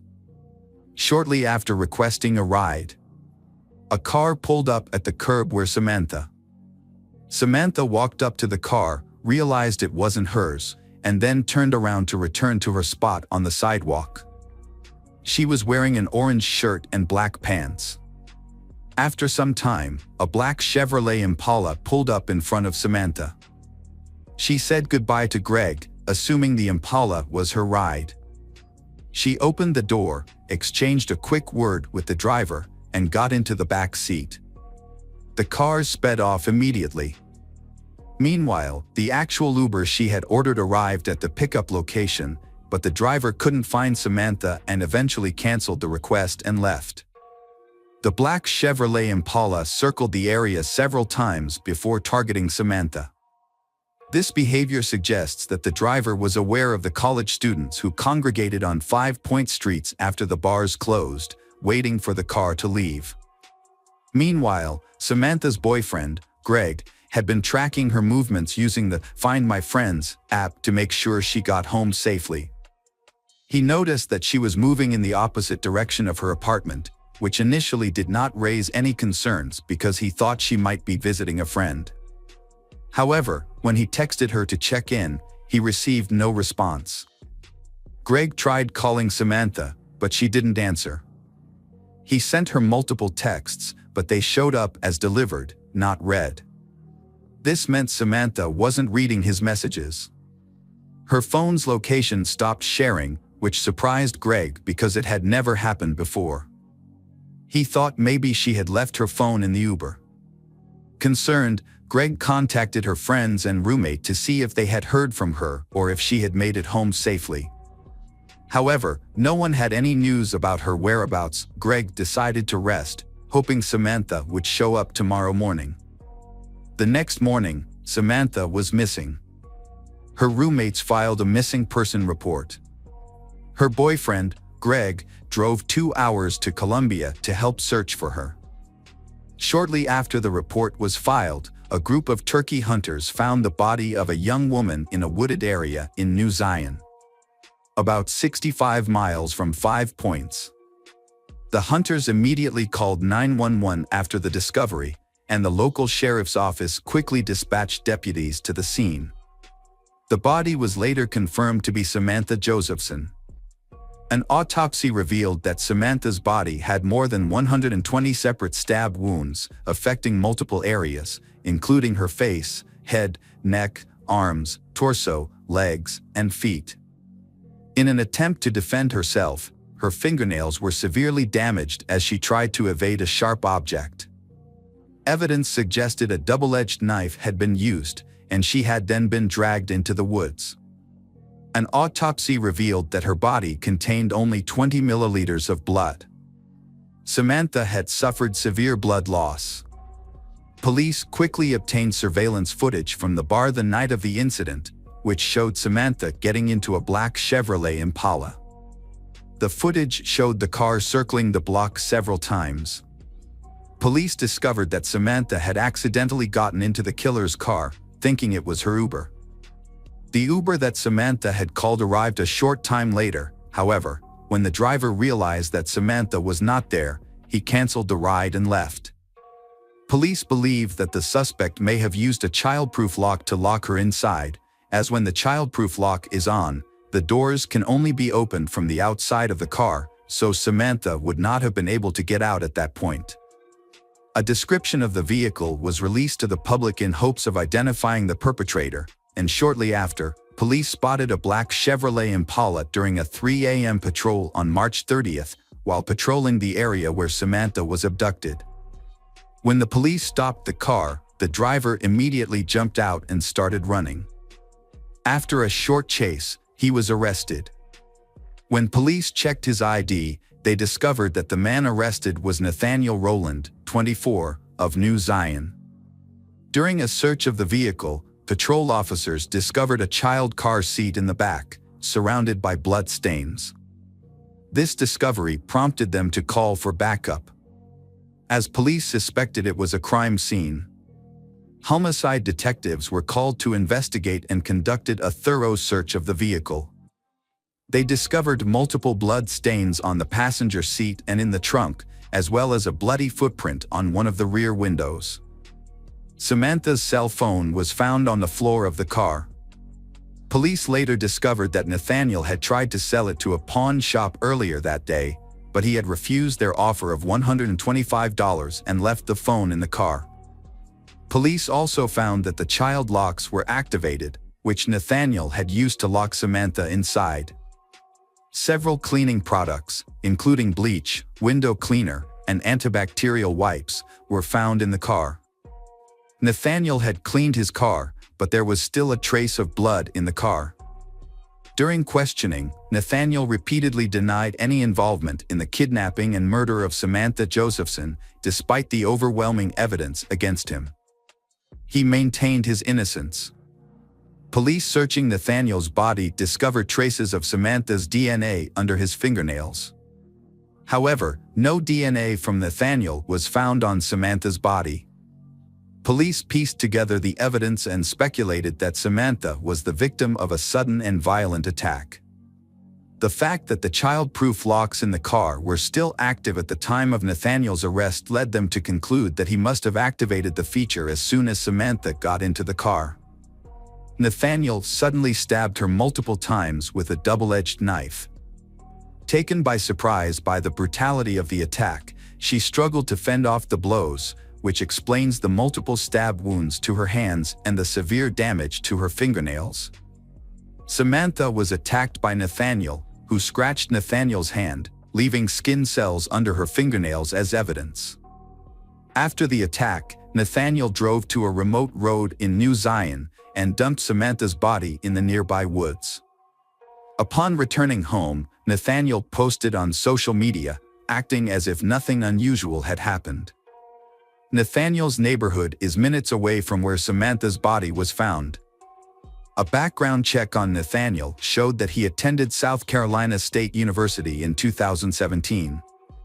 However, there is no record of him graduating and it is unclear what job he was doing at the time of the incident. Nathaniel was previously arrested for assaulting and robbing a woman in October 2018. Police searched Nathaniel's girlfriend, Maria Howard's apartment in New Zion, where he was living. They found evidence in a trash can behind the apartment, including a sock and towel with blood stains on it, which belonged to Nathaniel. The blood was later determined to be Samantha's. Police also discovered a blood-stained white cloth, duct tape, bleach wipes with blood on them, and a double-edged knife with obvious blood stains. Tests later confirmed that blood found on the double-edged knife, bed sheets, car, and bleach wipes matched Samantha Josephson. Nathaniel was charged with kidnapping and murder. The trial took place.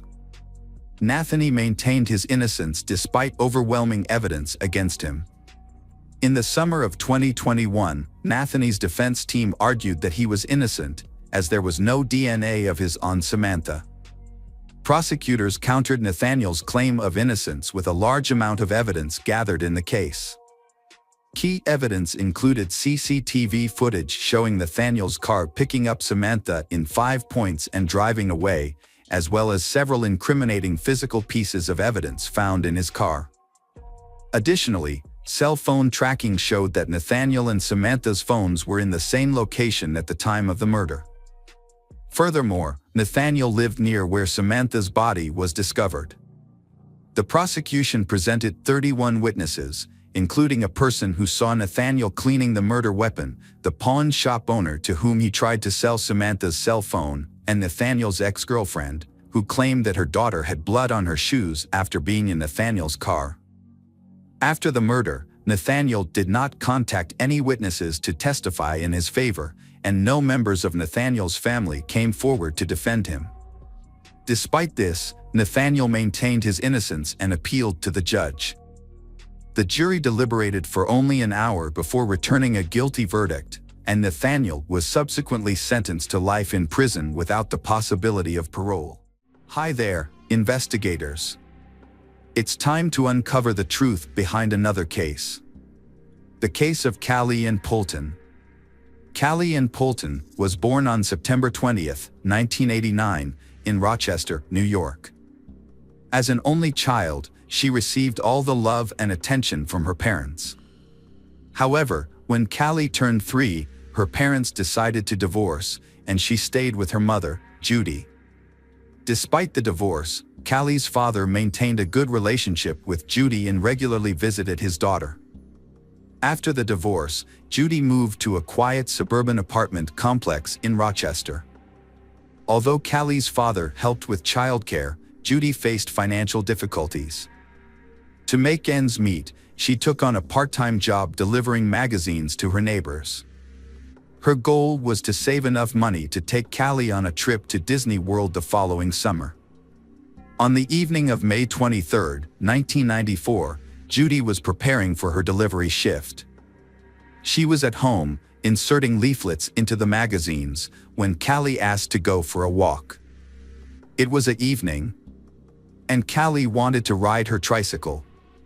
Judy checked outside and saw other children playing in the yard, so she allowed Callie to go out for a short time, instructing her to stay within the yard. Callie ran outside with her tricycle, and Judy planned to finish preparing the magazines and then take Callie to McDonald's after completing her delivery route. Judy stepped outside with the magazines, intending to call out to her daughter Callie, but Callie was nowhere to be seen. Judy looked around the yard, called out her daughter's name, but there was no response. She searched the yard and then the surrounding complex grounds, but Callie was gone. Usually, when Callie rode her tricycle, the creaking of its wheels was noticeable, but now there was silence. As Judy's panic grew, she began to cry out for her daughter, drawing the attention of the neighbors. They joined her in searching for Callie, but no one had seen Callie. The complex was heavily wooded, and a fence separated the houses from the nearby highway, making it unlikely that Callie could have wandered off on her own. Judy knew that Callie was only allowed to ride her tricycle in their yard, and Callie had always obeyed her mother before. It was also unlikely that Callie could have gone far on her small bike without being seen. With each passing minute, Judy's fears grew, and she decided to call the police. The officers arrived quickly and began a thorough search of the complex. As the search continued, officers went door to door, asking if anyone had seen Callie. Police suspected that Callie was still in the complex, and they believed the suspect was likely a resident of the complex. It would have been difficult for an outsider to get inside, kidnap Callie, and drive away without being noticed. To assist in the search, residents of the 300-apartment complex voluntarily allowed police to enter their homes. In case there was no one in the house, the complex manager used the spare key to search. Unfortunately, searching each apartment yielded no results. Callie and her bike were not found. After an all-night search, the case was reclassified as a kidnapping at around 4 a.m. A specialist unit took over the case, and detectives questioned Judy about possible enemies. They asked Judy if Callie's father was involved, but Judy ruled this out and said he had no motive. Detectives also asked if Judy had noticed anyone suspicious among the residents. She mentioned Mark, a 22-year-old man who had just moved in with his wife and young son. Judy noticed Mark's behavior was unusual. Judy and Mark spoke briefly a few times, and during one conversation, Mark commented that Callie was beautiful. Although Judy had heard similar comments from others, Mark's tone made her uncomfortable. What really caught her attention, however, was when Mark added that he had spied on all the little girls in the complex and that Callie was the most beautiful. Judy became increasingly wary of Mark after their conversations, and she made an effort to limit her interactions with him. even though they still occasionally crossed paths in the yard. One conversation in particular raised her suspicions. Mark asked Judy if Callie would tell Judy if someone tried to touch her. Judy found this question alarming and quickly ended the conversation. As a result, she no longer allowed Callie to play with Mark's son, even when she was present. During her conversation with detectives, Judy recalled a detail that had previously seemed insignificant. When she was searching for Callie, she had asked Mark if he had seen Callie, and he claimed he did. Judy also noticed that Mark's sneakers were missing their laces, but at the time, she was too worried about Callie to think much of it.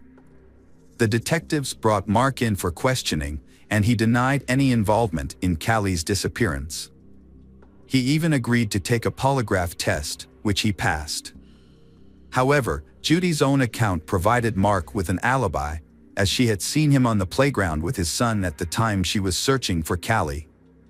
The police also searched Mark's apartment but found no sign of Callie or her bicycle. As a result, Mark was no longer considered a suspect, and the investigation continued without any leads.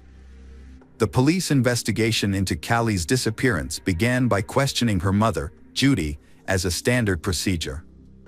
Judy cooperated fully, answering all their questions, but she found it distressing that the police were focusing so much on her when they had no other leads. As the search for Callie continued, the case received widespread attention, with news reports, billboards, and flyers throughout the city. The police received over 1,000 of tips, but unfortunately, each one led to a dead end, and the case remained unsolved for months. Despite the lack of progress, Judy remained hopeful that her daughter would be found alive. She quit her job to devote all her time to the search, printing and posting flyers, contacting media outlets, and working tirelessly to keep the case in the public eye. With the help of some compassionate supporters, she was able to raise $100,000 as a reward for any useful information. Judy's efforts led to national television coverage, including appearances on The Oprah Winfrey Show and a popular TV show about unsolved crimes. Judy also partnered with local businesses to distribute flyers in their offices, establishments, and on commercial vehicles. She even convinced 2 airlines to include the flyers in ticket envelopes. Although these efforts generated new leads, the police were unable to make any significant progress in solving the case. The turning point in the case occurred when a woman called the police on August 9, 1996 to report a serious argument with her husband. She was tired of his strange behavior and wanted a divorce. In an attempt to persuade her to stay, the husband confessed to a shocking crime: he had killed Callie. The woman was stunned and immediately called 911 and revealed her husband's identity to the police. The husband's name is none other than Mark Christie, Judy's neighbor. However, the detectives faced a significant obstacle. Under state law, any information shared between spouses was protected and inadmissible in court. This meant that even if Mark's confession was true, the police couldn't use it as evidence to arrest or question him. Furthermore, Mark had been in his yard with his child shortly after Callie's disappearance, and his apartment had been searched early in the investigation, making it unlikely that he had the opportunity to kidnap and kill her. The detective in charge of the case, Detective Crow, decided to talk to Mark after hearing his wife's story. Mark and his family had moved out of the complex just weeks after Callie went missing due to serious allegations. Mark had been accused by the 2 girls' parents of standing naked in front of his house, which made the detective suspicious. Although no investigation had been launched, the incident appeared to be suspicious. Crow traveled to Mark's new home, 50 miles from Rochester, but encountered resistance. Mark's mother opened the door and said her son would not talk to the police without an attorney present. Mark learned about his wife calling the police and contacted a lawyer.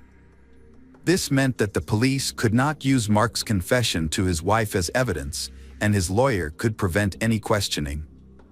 Despite this, Crow persisted.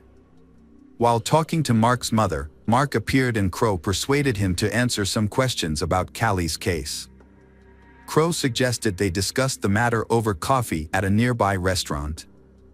Mark agreed to Crow's surprise, but only on the condition that Crow would then take him to see his lawyer.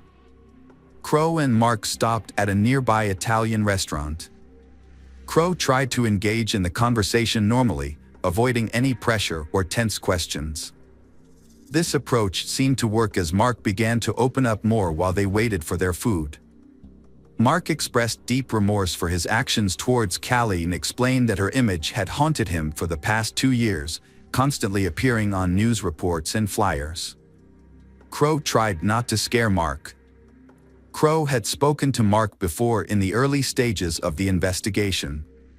But this new conversation felt different. Crow believed that Mark was feeling proud of having avoided capture, so Crow decided to appeal to Mark's ego. Crow told Mark that Mark was actually smarter than the entire investigation team, and Mark responded by saying that he didn't want to sound boastful, but his method of handling the bike was actually very smart. Mark offered to share details about how he got rid of the bike, but only on the condition that Mark wouldn't discuss anything else. Crow maintained a friendly and non-threatening tone, reassuring Mark that he was in control of the conversation and could share as much or as little as he wanted. Mark said that Callie's tricycle had been in his apartment 3 days after she went missing. Mark knew that the police would probably search every apartment without a warrant when a child was in danger, but Mark found a loophole in the law. Although police could search for a missing child, they were not allowed to search for physical evidence. This meant they could only test spaces that were large enough for a child to fit. To hide the bike, Mark decided to disassemble it and hide the bike's parts in small and hard-to-reach areas of his apartment. He wrapped some parts in clothes and put them in the closet, and put other parts in small bags and took them out to the car. He then dumped the pieces in various locations far from home. Meanwhile, the police were stationed at the exit of the complex, checking each car, but since they were only looking for Callie, the small bags containing the bike parts did not arouse any suspicions. Detective Crow saw an opportunity to get a full confession from Mark. Crow took a sympathetic approach, suggesting that Callie's death may have been an accident and not Mark's fault.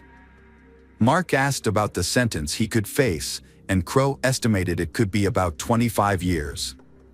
Mark felt this was unfair, as it meant he had to spend half his life in prison and away from his family. He also mentioned that he had lived with guilt for 2 years, implying that this should be taken into account when sentencing. Despite Mark's questionable logic, Crow continued to encourage Mark to confess, suggesting it would bring him relief. Mark agreed to tell the truth, but only after consulting with a lawyer. Crow knew that Mark's lawyer would advise Mark against confessing to a crime without solid evidence.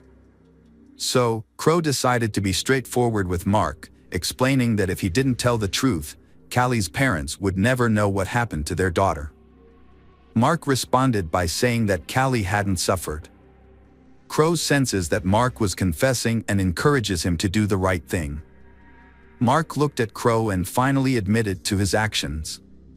He repeated that Callie hadn't suffered and Mark confessed to strangling her with his bare hands.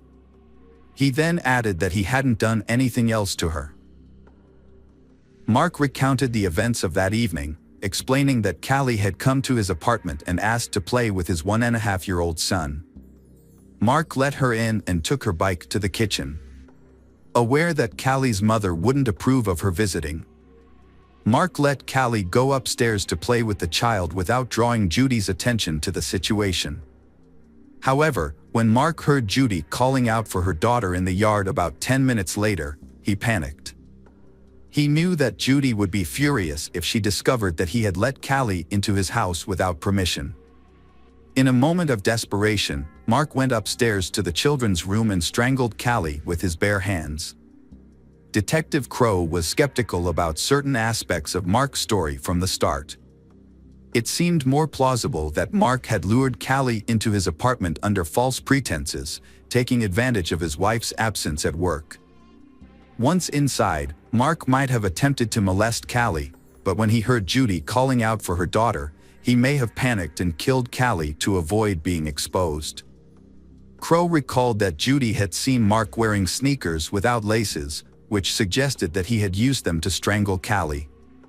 This detail implied premeditation, contradicting Mark's claim that the crime was spontaneous.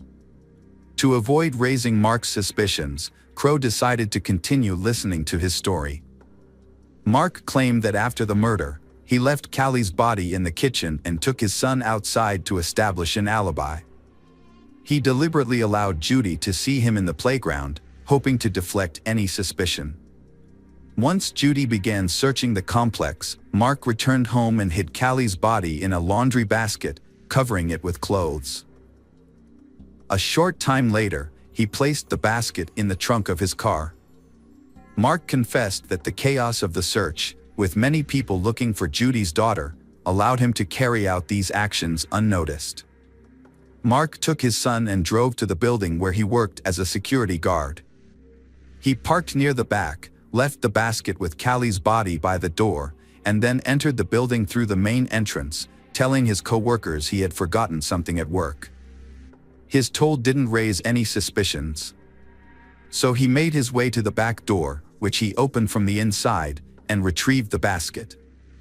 Mark then climbed onto a large tank containing liquid coolant, opened the top, and dropped Callie's body into it after tying a heavy metal object to her. He got rid of Callie's clothes but left her earrings on.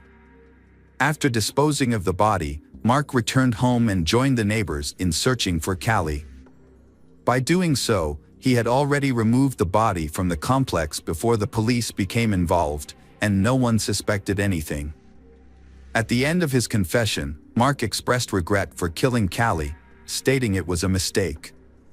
Crow paid for their food, and Mark left a $2 tip before willingly going with Crow to the police station, where he was arrested for murder. When Mark's lawyer found out about the confession, he attempted to retract it, but the attempt was unsuccessful. This was because Mark had provided the information willingly, and Detective Crow had followed proper procedures. As a result, the police went to Mark's workplace, opened the tank, and made a gruesome discovery. Even after 2 years, the victim's body was still inside. Due to the advanced state of decomposition, experts were unable to determine the cause of death or gather any further information. They confirmed the identity of the remains, which was none other than Callie. Mark admitted his guilt to the judge and received a minimum 25-year prison sentence, just as Detective Crow had predicted. Although Mark's lawyer managed to have the kidnapping charges dropped, he was still convicted of murder. However, Mark's case took a surprising turn in 2010. The police reopened a 1988 case involving the brutal murder of 74-year-old Viola Manville, who was killed while walking in a Rochester suburb. At the time, Mark was just 16 years old and was considered a suspect, but he passed a polygraph test, showing no signs of deception. As a result, another man, Frank Sterling, was arrested and eventually confessed to the crime after a lengthy overnight interrogation. Years later, Frank tried to appeal his sentence, claiming that the police had coerced his confession and that he was disoriented by the end of the interrogation. However, his appeals were unsuccessful until 2010, when the case was reopened and new evidence was sent to the lab. DNA analysis revealed the suspect's DNA matched not Frank's, but Mark Christie's. Mark, 39 at the time, admitted to murdering Viola in 2011 and received an additional 28 years in prison. Despite his confession, he showed no remorse and never revealed his motives for the crime. Meanwhile, Frank was finally released from prison after 19 years of wrongful imprisonment. He went on to sue the authorities and was awarded nearly $10 million in 2014. However, his life was cut short when he died of a heart attack in 2017 at the age of 54. Mark is currently serving his sentence in prison, but he may be eligible for parole in the near future. It's unclear whether he will be released, and his case serves as a reminder of the importance of thorough investigations. If the investigators had not mistakenly focused on Frank and coerced a false confession, Mark might have been caught earlier and possibly prevented from committing another crime, the murder of Callie.